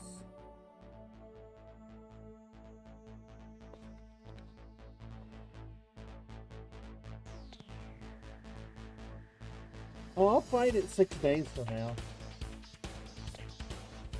It literally does not exist anymore. I threw it there in a rage, so it should be right there, and it is not there. It doesn't exist anymore. Why? Because life itself is a cunt. And there is nothing but Murphy's Law.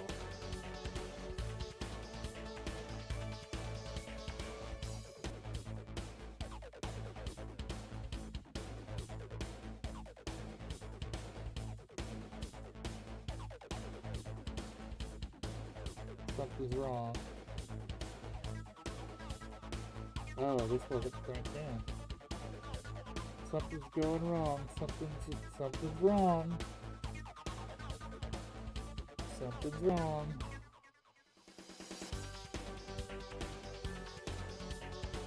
Something is wrong. Something is very wrong.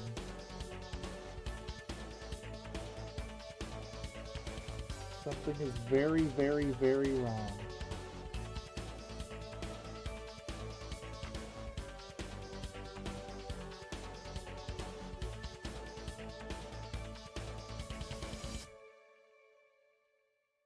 This part is getting hung up now. I don't know why.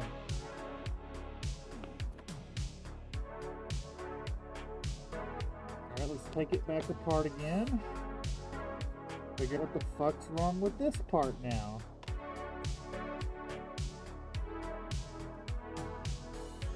Why is this not working all of a sudden?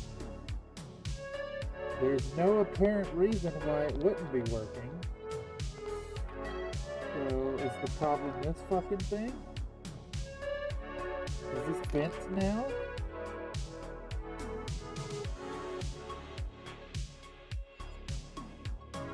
Did this get bent when I threw the thing?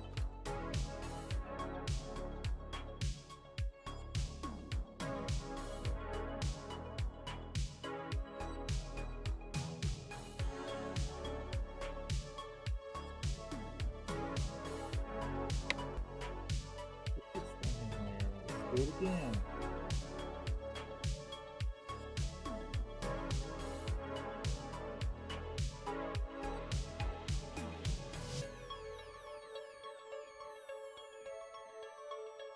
If something's wrong,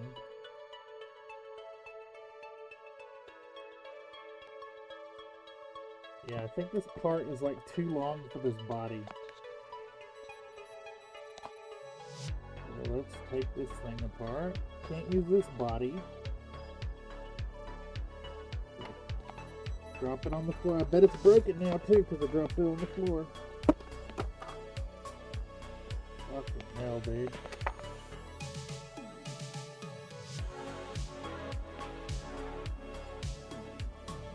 I'm guessing that this little bit right here is mated to the bodies. So, this one fits this body, and because I don't have the one for that body, it doesn't fit anymore. That's what I'm guessing, at least.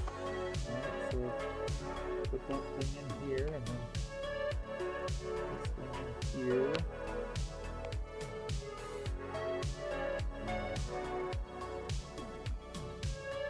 They're together, you son of a bitch. Piece of shit, motherfucker.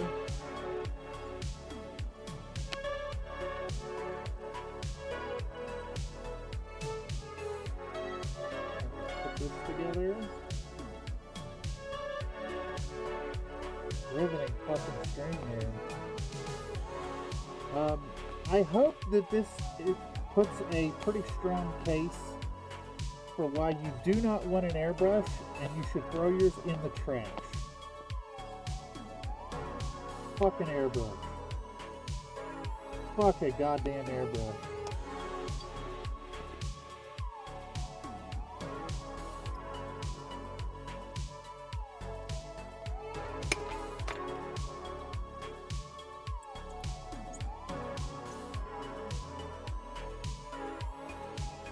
Yeah, look, works fine. Works fine on this body. I don't understand. It's the exact same thing. It's the exact same body. 105 arrow. But this part does not work in this part.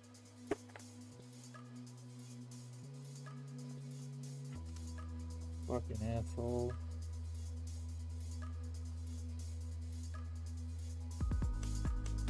Let's see. Does that work? Oh, works fine now. At least put a protector on the back end this time so we don't drop and break everything again. Throw that shit over there. Out of my sight, you bastard.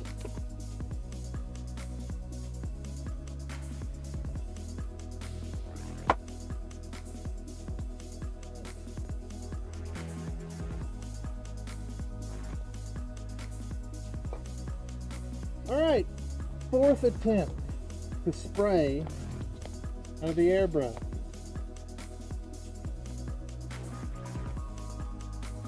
Put our tripod back together. All my things are breaking, y'all, and I don't have the money to replace them. And let me tell you, the reason I don't have the money to replace them is I made the mistake of going to college.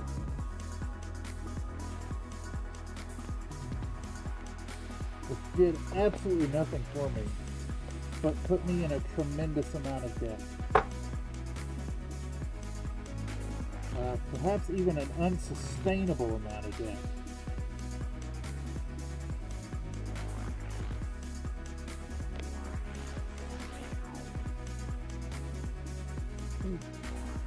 Why is this like so far to the right? Alright. Again, make sure it's focused where I tell it to focus instead of where it thinks it's going to focus. If this fails again, I'm ending the stream. Just straight up. Because it's a goddamn miracle that I'm not like fully fucking raging out right now.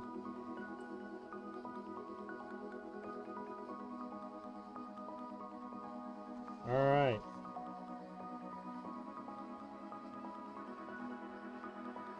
It's clogging, but it's spraying.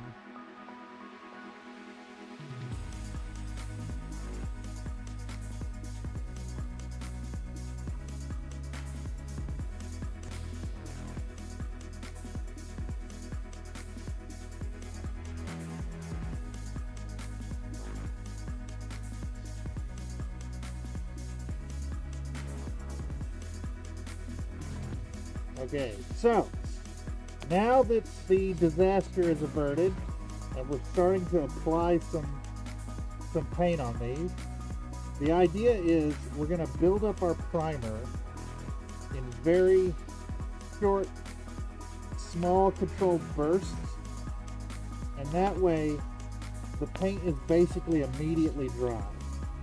So in doing it this way, the one advantage over rattle can priming is that these are going to be ready to receive paint basically immediately.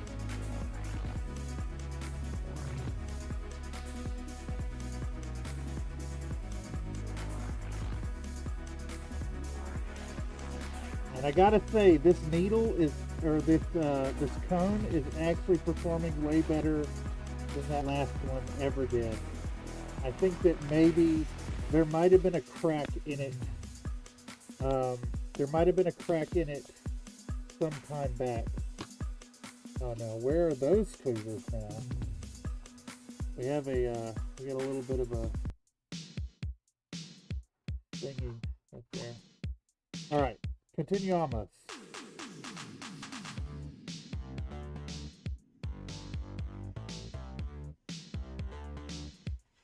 I still recommend, if you're in a situation where you can actually rattle can your boys, rattle can them. Rattle can those motherfuckers. Sure beats this struggle.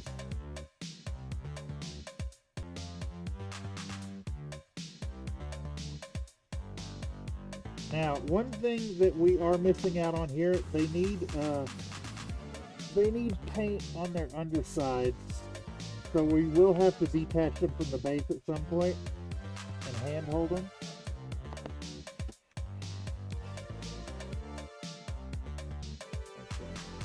How far in are we? It's 2 hours in and I'm just now getting primer on these motherfuckers. Alright.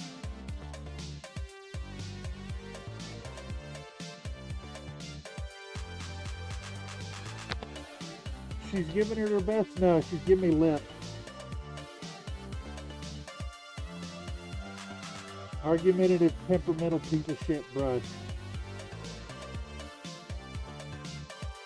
Hard disagree. This thing never gives its best. Ever, ever. It only gives me trouble.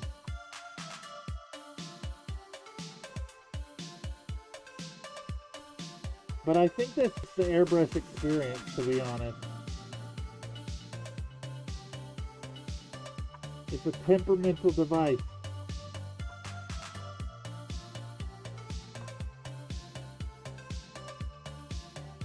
Alright. Okay, so we have some paint on them. They look okay. They're still pretty gray, actually. So I think maybe we're going to hit them from the top now.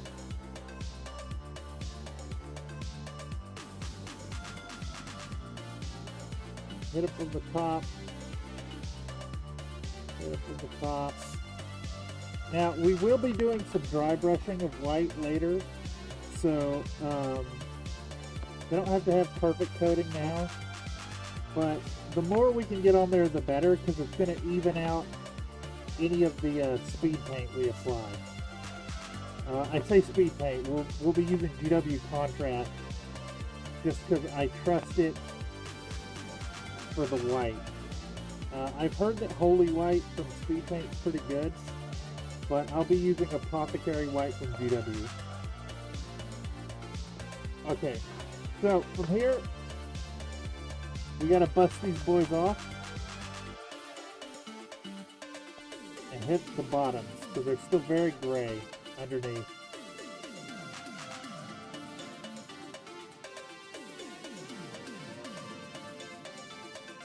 Get a nice coating. We don't have to get as much of a good coat here, just enough that our contrast paint is got something to work with. But any like darkened areas that are kind of gray underneath is going to kind of work as forced shadows. I need to prop this fucker up.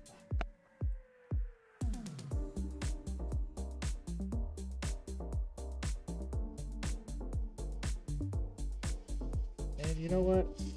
Normally I'd have gloves on, but I really do not give a shit at this point. I'm just elated to actually become functionality out of this asshole of an airbrush.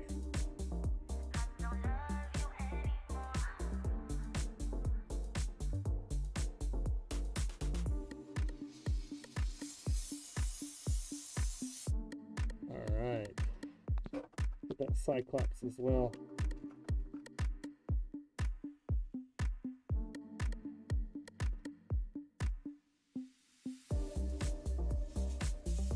Alright, sick.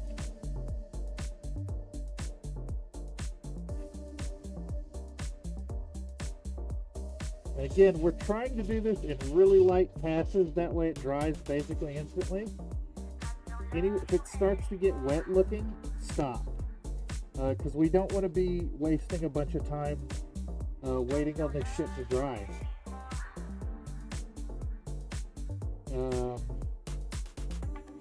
I mean, it's fine in a normal setting, but here, because it's a stream thing, I really want to maximize the ability of our stream to continue.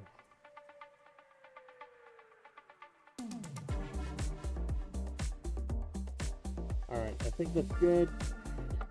We're gonna come here and we're gonna shoot some fucking acetone through this boy. Get acetone out.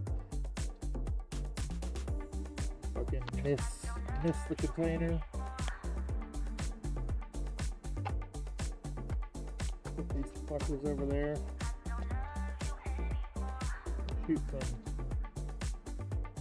What the hell is this foam?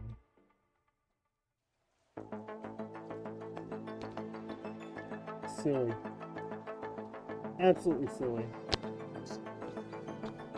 Alright. And now I guess we'll actually take our sweet time here and baby this thing and clean it out. I don't mind cleaning it. You know what I'm saying? I don't mind cleaning it. Do mind having to do a deep fucking clean every time I use it. It is very fucking inconvenient. Very, very inconvenient. Let's get we got a rinse out jar here. There we go. Got a rinse out jar going on. And we're going to hit it with a spray bottle. There we go. Get our spray out pot. We'll shoot some water through there. Now, this is the needle I had prepared like last year as well, so I can show this now at least. So one of the problems I had with the Badger, the Arrow, the Patriot, is that the needle, normally the needle has a ball on the back end, right here. So the needle has a ball normally, which would force you to pull it out this way. And when you pull it out this way, it pushes gunk up into here, where it's basically impossible to fucking clean. So I removed the ball from this needle, and it will let me pull it out the front, which is how you should actually take your shit apart.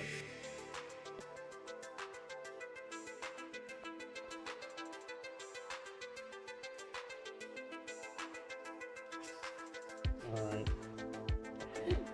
Well, that's good enough, and I will put this shit off to the deep clean before I use it next.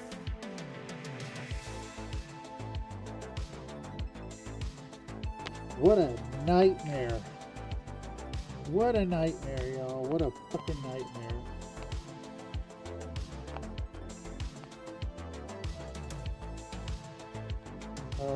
Do I still have a Q-tip floating around here? I do.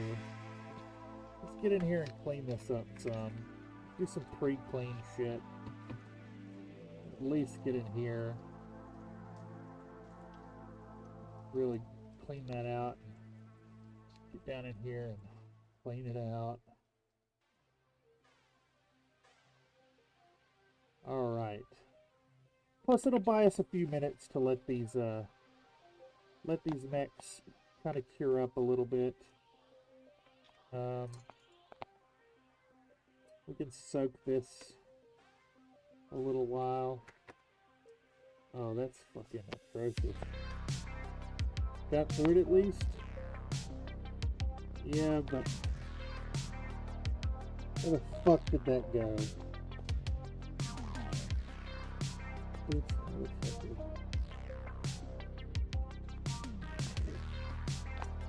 yeah, we've gotten 4 minutes worth of work done in 2 hours, so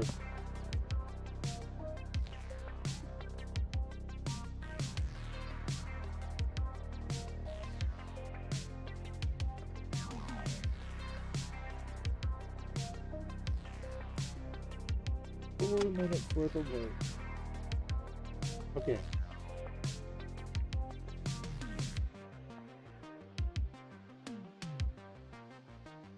Alright, I'm going to take a piss break. And I'll be back.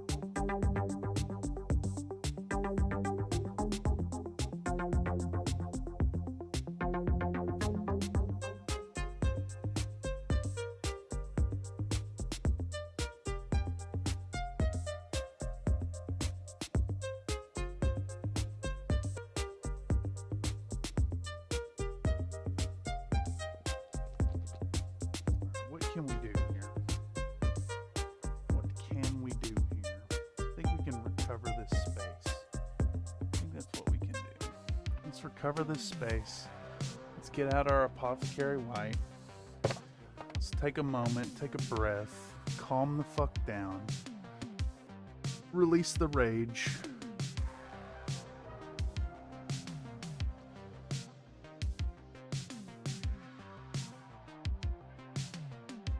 Take stock of the situation.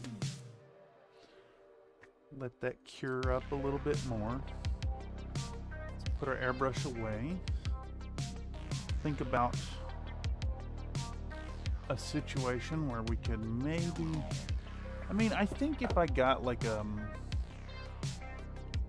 some kind of active ventilation in this corner, I could probably get away with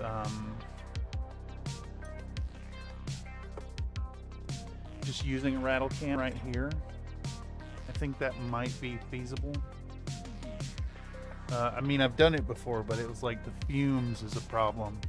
So like with the airbrush, at least it's just atomized microplastics, and that can be filtered out with a filter.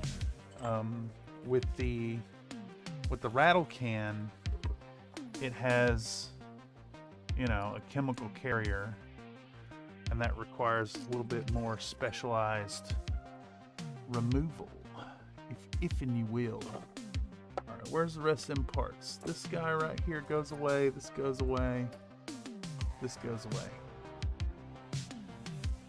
I don't know when we'll need that next, but better to have it up there where it was before.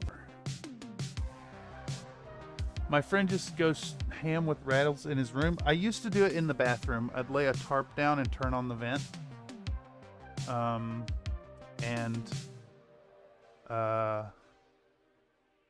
It's largely fine, but I started to get like a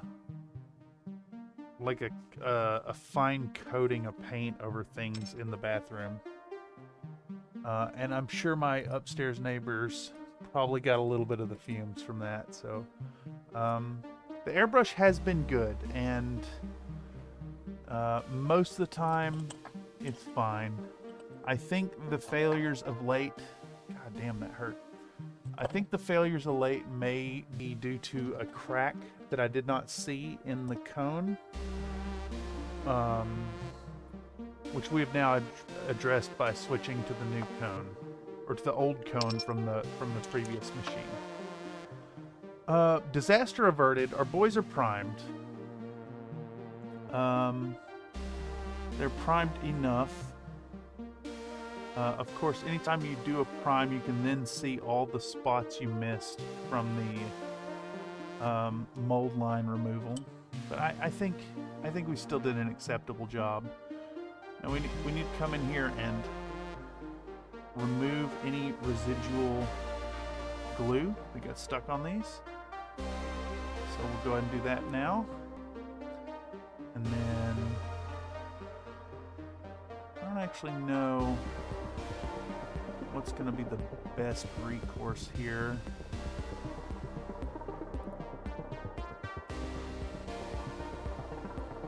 This glue is really strong. Hot glue is good stuff. If you don't use it more in your projects, if you don't use it a lot in your projects, I suggest you use it more.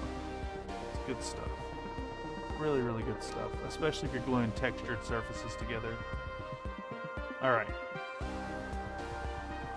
Pop that off. Pop this one off. Let's try to get our camera re-established. Damn glue is on there.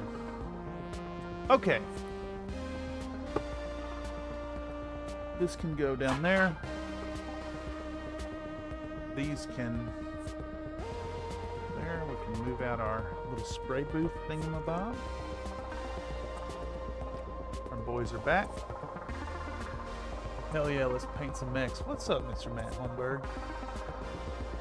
Wiki on hot glue is cool. Is U.S. military making a glue that wouldn't come unstuck in humid jungles? That's awesome, actually. That's really awesome. I love hot glue. Stuff's really good. And you don't even need a gun. Like, you know, the whole trick we did with the lighter, it's fantastic. let's try to, we need to open preview projector so I can actually see this, and let's figure out where our focus is. Oh, you know what? It's doing autofocus. I don't know why it's doing that. It's supposed to be locked. You're supposed to be locked, dog. I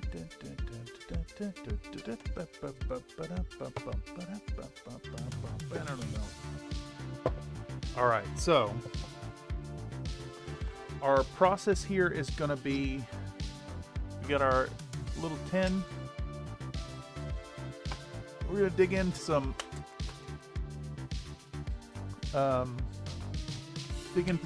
contrast paint. Tried filling my bong with hot glue, didn't end well. That's fucking hilarious. Kotek says, I sometimes get the feeling I've inhaled too much fumes when I prime outside. Then again, that'll be the wind blowing over spraying in my face. Or placebo. I don't know. I have a distinct, I think I've told the story before. I was a shithead little kid. And I remember being a young lad and spray painting a bunch of stuff in my parents' garage. You know, just making a mess, being destructive. And we had all the doors closed. And I got very, very dizzy from that. I think you know when you've inhaled too much spray paint. And also, I hear that the silver is the best. Okay. I think I've recovered my anger. Let's get that. Where is the Brio? That thing was flickering again. Let's reset it.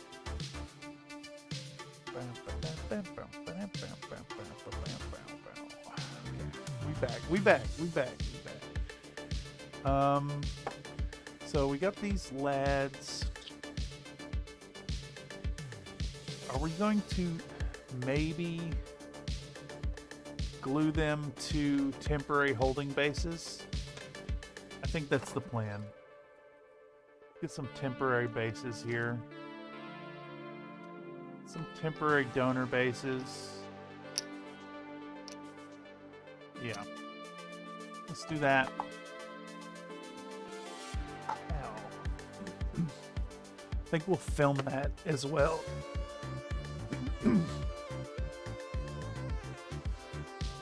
I didn't have to secretly paint in a wasteful manner. What? What does that even mean? What does that mean, Mr. Nate? Also, hello, Mr. Another Nate. Hope you're doing well tonight. We are not doing well here. Between failures and my throat filling up with glue-like phlegm when I'm trying to talk. Woo, it's been a night.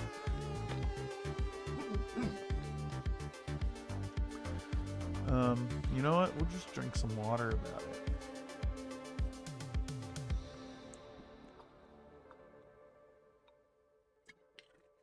You know what? Let me actually just show you. Let me just show you what the guidance is. So, this has been a first with this client. They have been very, very specific with their project request. I'm super excited about it. Here we go. I don't know if that comes through. So our dragon is they're not specifically Ghost Regiment, but I mean obviously Ghost Regiment. We've got bamboo on the lower bits, and we've got a dragon coming onto the front here, wrapping around the shoulder and up, I guess onto the back and around. Oh, it wraps all the way around the legs. Okay.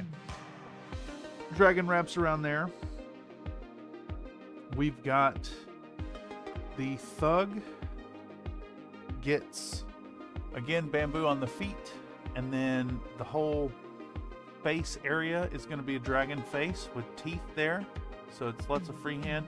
We're going to do the little things on the back as horns. Very excited about that.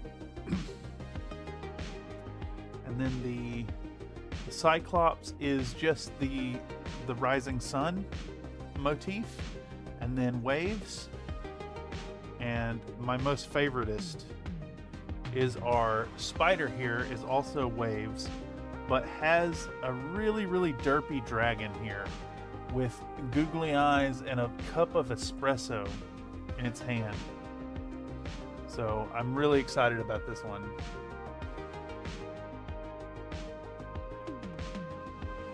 Dad said, here, all these thousands of brackets we just pressed, go paint them. Here's the gun, there's the thinner. Oh my God.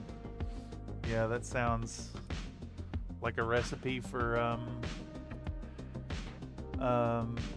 solvent abuse? Oh no, we got a little piece in there. Is that gonna come out without taking too much primer? Yeah, I think it's fine. Okay.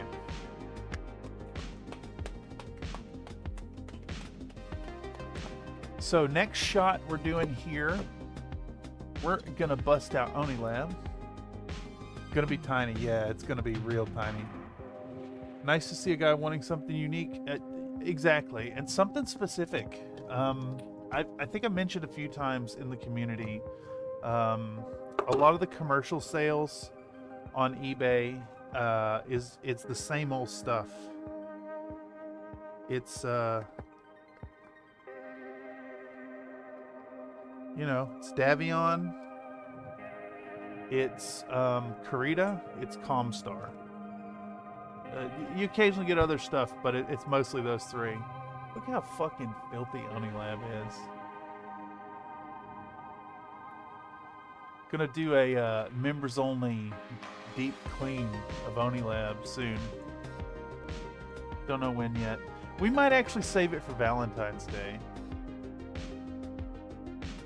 Rather busy for my taste, should be a challenge. Yeah, it's gonna be a challenge for sure. It's really pushing me to the end of my abilities, but I don't know. I think the little freehand stuff is kind of where I pride myself. Otherwise, I'm cutting hella corners. Really, it's all about cutting corners. What is that? Nightbot calling for Popcat? I want a Popcat. I want a Popcat. I want Popcat. Okay. Wait, what the heck just happened? Oh man, the foot just fell off my tripod. It was unscrewed. Crunch cat. Crunch. Crunch cat, go crunch. Luna is a good cat.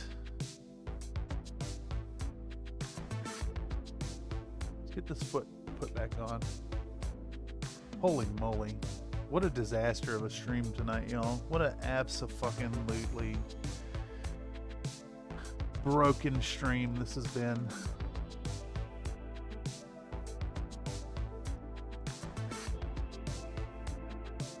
Tomorrow's will be better. 6 p.m., same time, same place.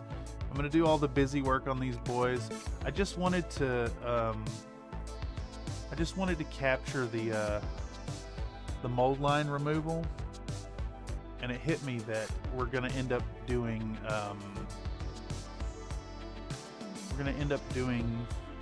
speed paint, which is that's just gonna be the end of the stream because that shit takes ages to dry.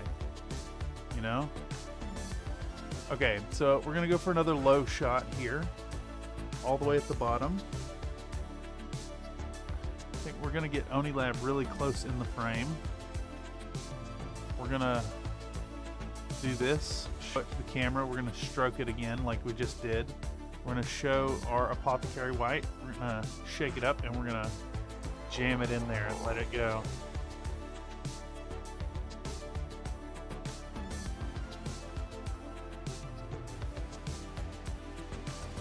Take a peek at the quality of our paint.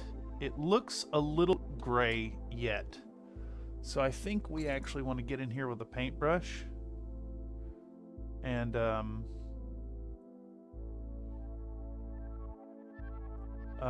fiddle around with the gunk in the bottom. I can see a bunch of white crap down there. We actually maybe need to put a stir ball in there. I think that's where we're at. Let's get one of these. Show this to the camera. Open it up, show it to the camera, grab one, blink it in there.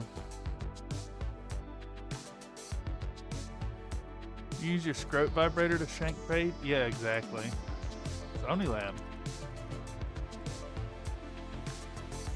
She actually was covered in wax from the Black Knight fiasco with the power outage. You see all this like dark or this light color mixed in? We're gonna take care of that.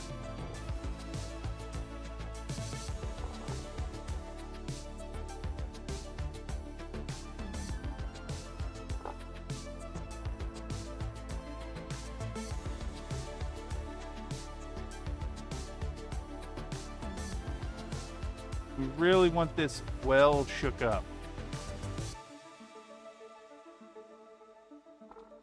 I'm fairly certain it's incredibly important to get all that gunk at the bottom mixed in.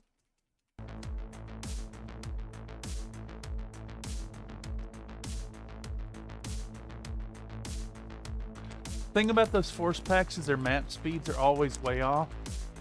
So the whole thing with the force pack, the story behind it here is this client actually reached out about getting the dragon. They just wanted the dragon, and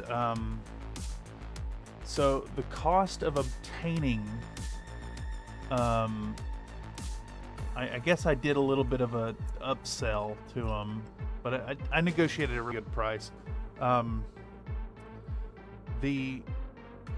When you go to buy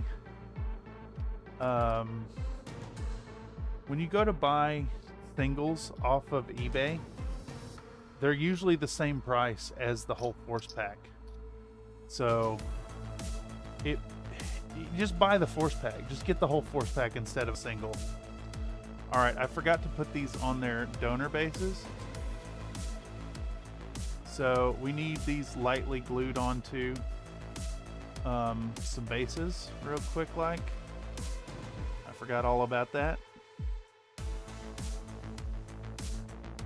Damn it.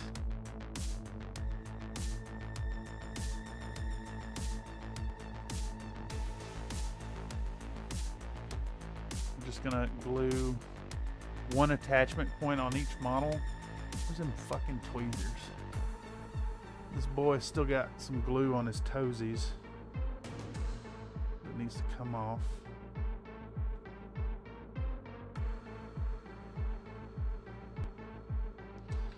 Somehow that is not glued down. We just want one little connection point.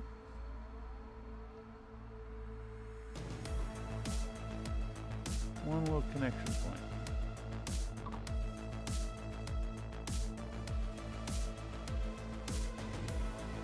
That way they'll break off cleanly later.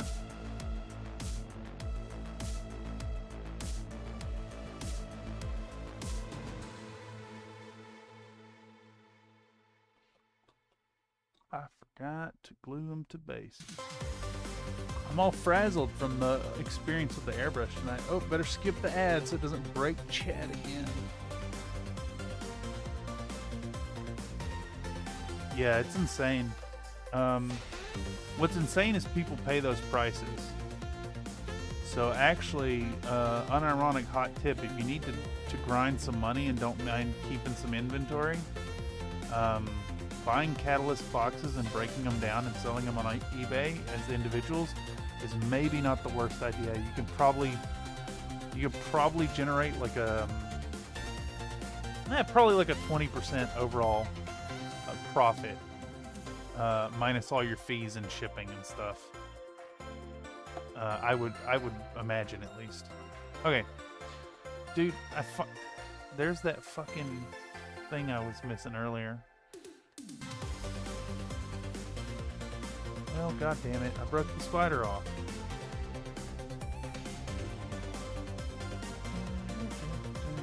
Let's fix this shit bird.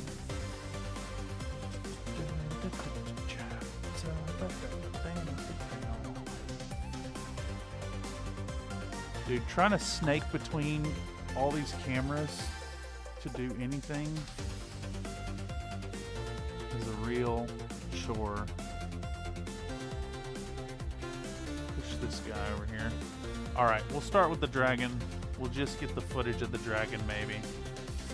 So we'll take our speed paint, and we're just gonna soak this boy down. Oh my god, he broke off the fucking base. Son of a bitch. Motherfucker. Can I catch a break tonight? Chat, could you give me a break?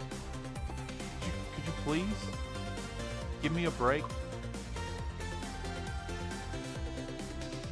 Can you take Murphy to shove his law right in his rectum? That would be really fucking cool.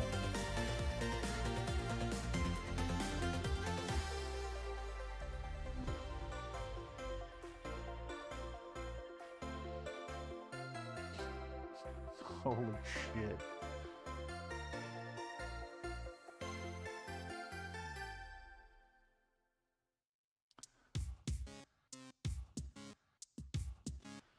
All right.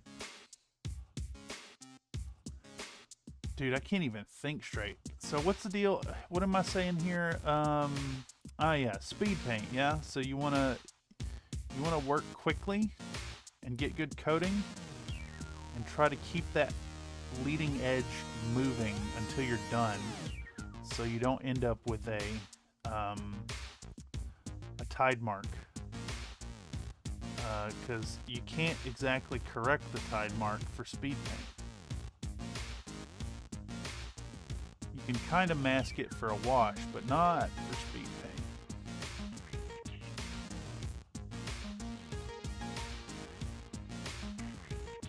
Alright, so gonna coat these fellers fully, get all that gray into the crevices, and then once this shit dries, we'll build up some detail with dry brushing. We'll reestablish the white. First with our silver gray, and then we'll do a silver gray, a 50-50 silver gray and white mixture. This is a break. I made it just for you. I hope it fulfills all your break-taking needs. Oh, yeah?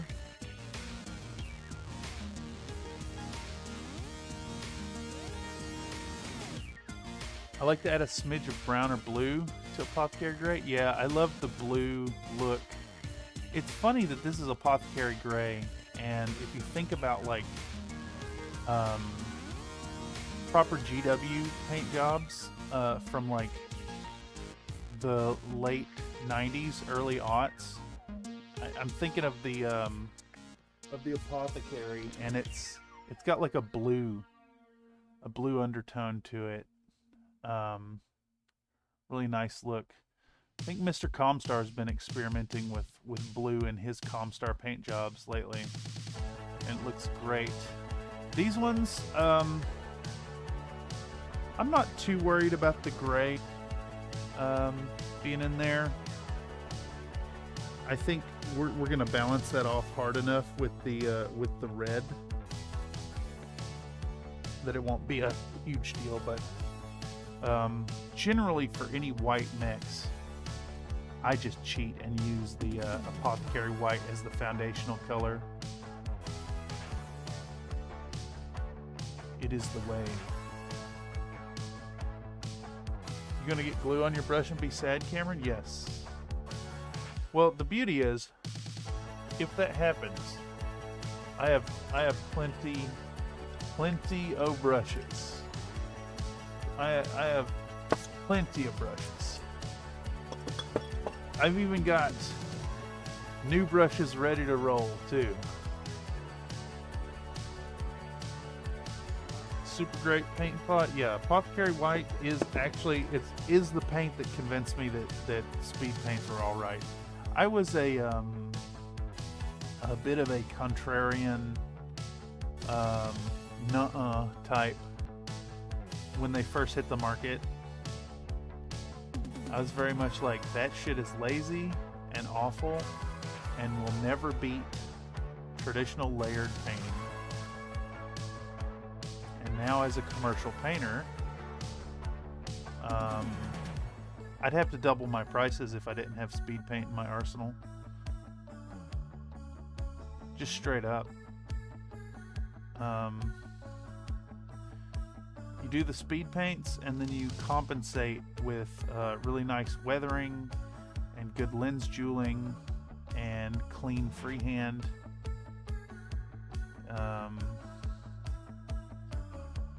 If you're putting highlights down and you're chipping and weathering and all that, I don't think there's anything wrong with the speed paint base coat.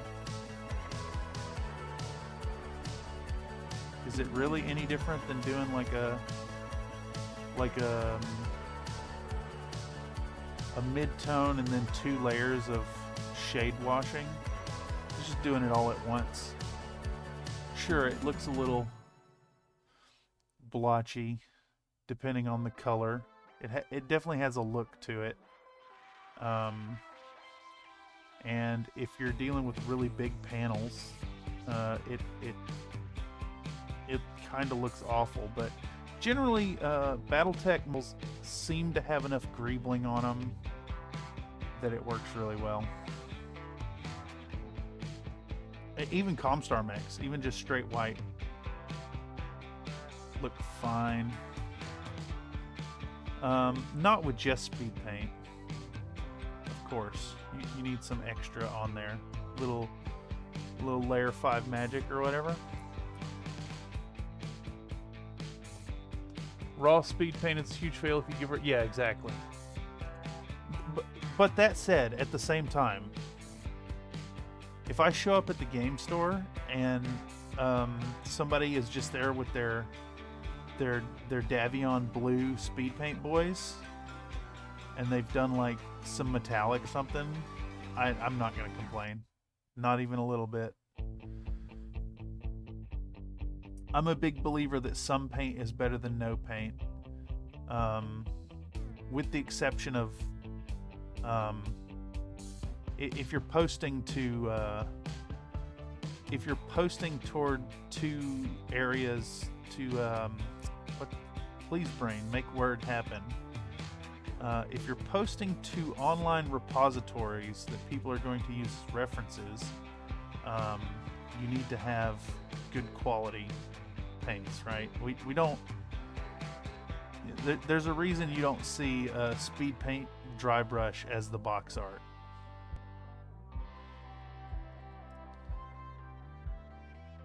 Those of y'all who know this conversation know who that is aimed at. I don't want to be a dick about it. Dude, totally. That's why I'm extra hard on people with no paint. It's like, bro, just buy a speed paint set and get it done in an hour. Exactly. Paint just adds to the vibe of a game where you're playing, man. I wish more folks would hobby, just not play. I think, unfortunately, the modern state of BattleTech is not exactly conducive to the hobby, in that they have just completely neglected that. They are presented as game boxes with the cards ready to go. And I think that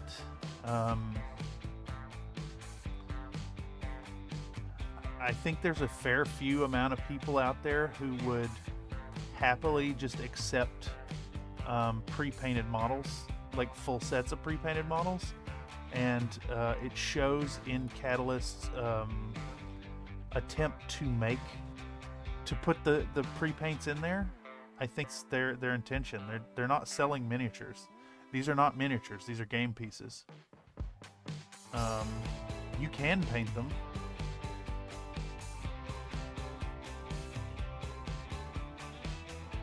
You know, and combine that with the general like disdain for the Iron Wind sculpts.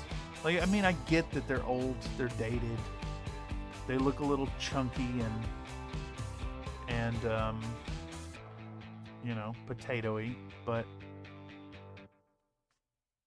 there's I think that's a side effect of the whole there's this generalized hate towards metal minis out there. I blame the young people for it, actually. The new guard who's getting into Warhammer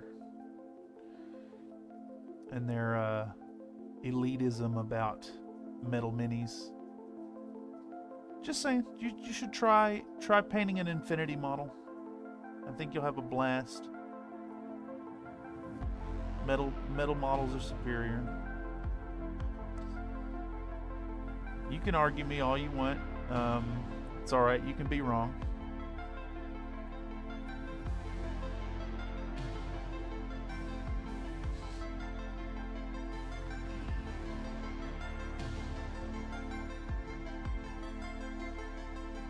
Granted, there are some things you can't do, really, in metal. If the details are too tiny.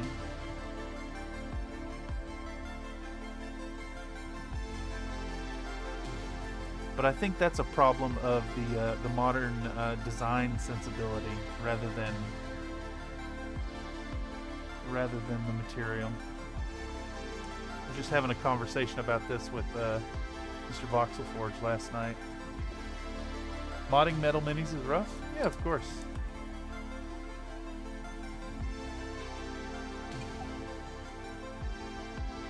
Oh, Battletech has very little mini modding? Yeah, dude. I did that. I did a post about WYSIWYG on the YouTube and got hate.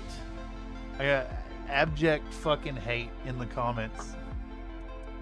Someone accused me of being this isn't GW, bro. How dare you say WYSIWYG? It's like I never would ever say you can't play because you're not WYSIWYG, but man, it would be so much cooler if you did mod your models. I just convinced my friend to do a friendly wager who can get closer to full painted 40k army in 4 months, and I'm really hoping he sticks with it. He's got literally 6 army and none painted. Yeah, it's because it's a lot of work. It's a lot of work, and I think that on that subject, something I want to talk about in 26 and kind of touch on and bring up is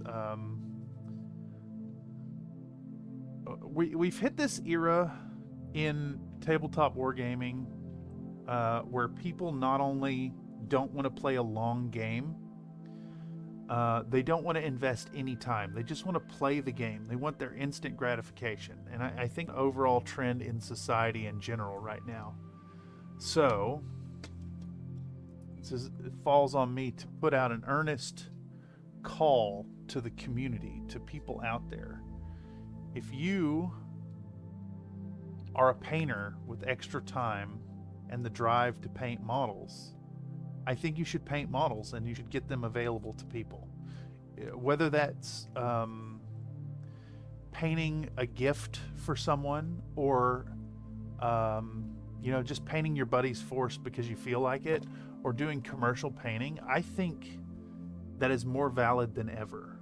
And of course, obviously I'm biased in saying that because I sell painted minis on eBay, but I think making that available to people is really awesome, and you could do some good to the overall wargaming community by providing painted stuff for people. Keep an eye out for a video sometime this year, probably like mid-spring, about commercial painting. And if any of y'all out there do want to do commercial painting and put your stuff up on eBay so that folks have access to them, feel free to pop in the Discord and discuss it. We have a bit of an unofficial miniature painting, mech painting syndicate happening. I'm loath to call it price fixing, but because we're not fixing prices, but there's a general thread of communication between some of us about maintaining reasonable and competitive prices, so that none of us are cutting each other's throat on the sales.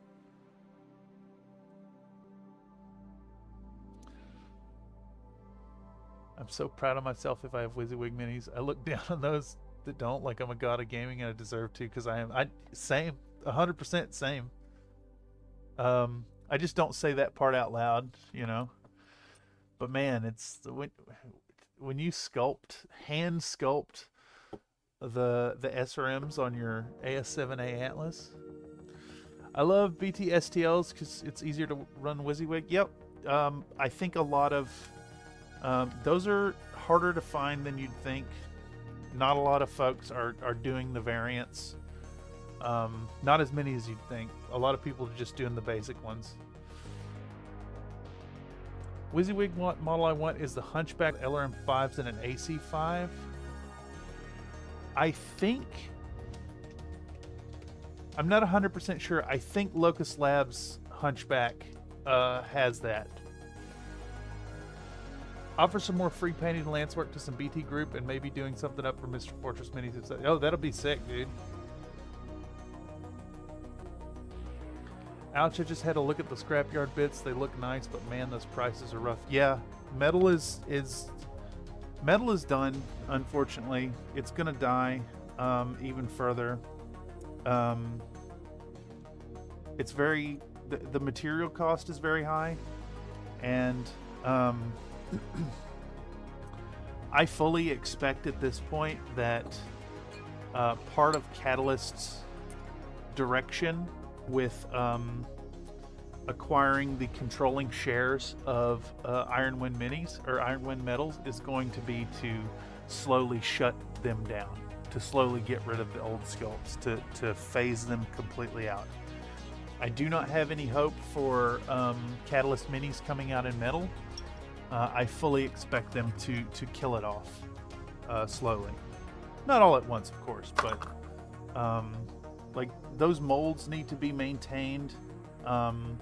They got to keep people employed and produce the models, and I just don't think there's enough interest in it anymore. People hate metal. Hulk's Hunchback does. Check his out, Mr. Matt. Yeah, Mini Hulk Max has a full Hunchback complement, and his is dangerously close to the Catalyst as well. Okay, well, we're 3 hours in. We're basically done here. I would love to continue working on these, but this has to dry fully before I can move on. We could at least just give them a once over and make sure that we're not missing any, make sure we don't have any gaps in the application, like right there. Do I have the paints handy?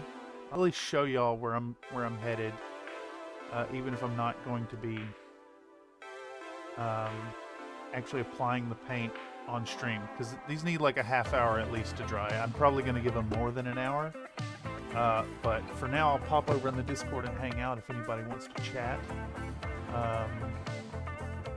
But we're going to be doing Vallejo 7.883. Oh shit, is this camera's dead the whole time.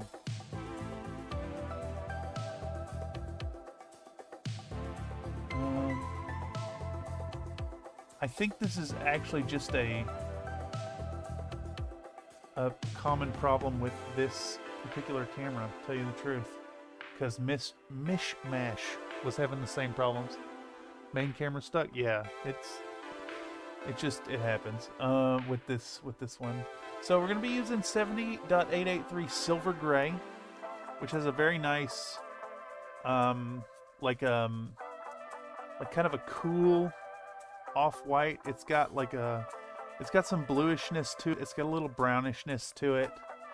So we're going to use that. We'll hit these guys with a all-over dry brush of this stuff to really bring out the white, and then we're going to do a 50-50 mix of Vallejo's white. I don't know if that, like, it's so washed out you're not going to be able to see it anyways. We'll mix these two colors together. Yeah, they basically look the same on the camera, don't they? You can see a little difference. This is definitely like a gray, but it's like a white gray.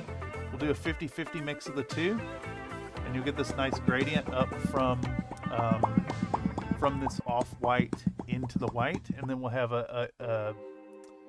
we'll have a bit of warmth into a really cold color to offset the red when we get to that.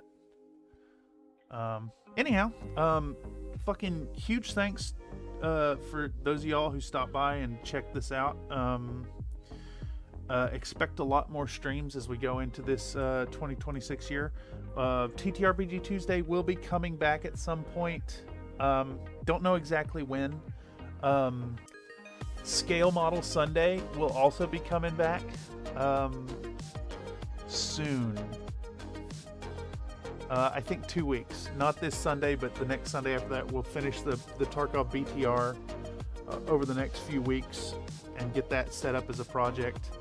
The Black Knight is coming along. I busted out earlier, but it's very big, very, very big. So we're in the freehand stage. We're doing freehands all over it. And then the cream, yeah, the cream of the crop, and there is no one that does it better. That'll come out at the end of the month. We're a month behind on it, but it'll be fine. And we'll have a fun time. It'll be a long form, and y'all can expect. We're gonna aim for 12 videos this year, maybe more if I can do it. But realistically, let's aim for 12. Let's do one video at the end of the month. We'll get them done. Lots of streams coming up, so get your Tangia coins up. Throw them in the bin. I get 80% of that, so it's a really good way to throw tips. Anyhow, these have to dry, and I got nothing else. So lots of love, and catch y'all later. Goodbye.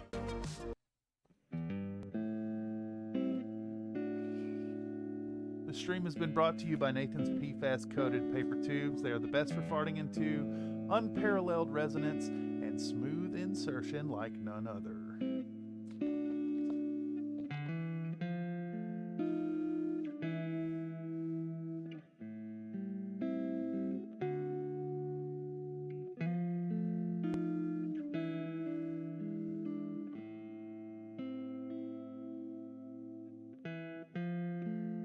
Looks like the dragon won the vote with 50% of the vote. 7 votes for dragon. It wins. Dragon wins. Goodbye.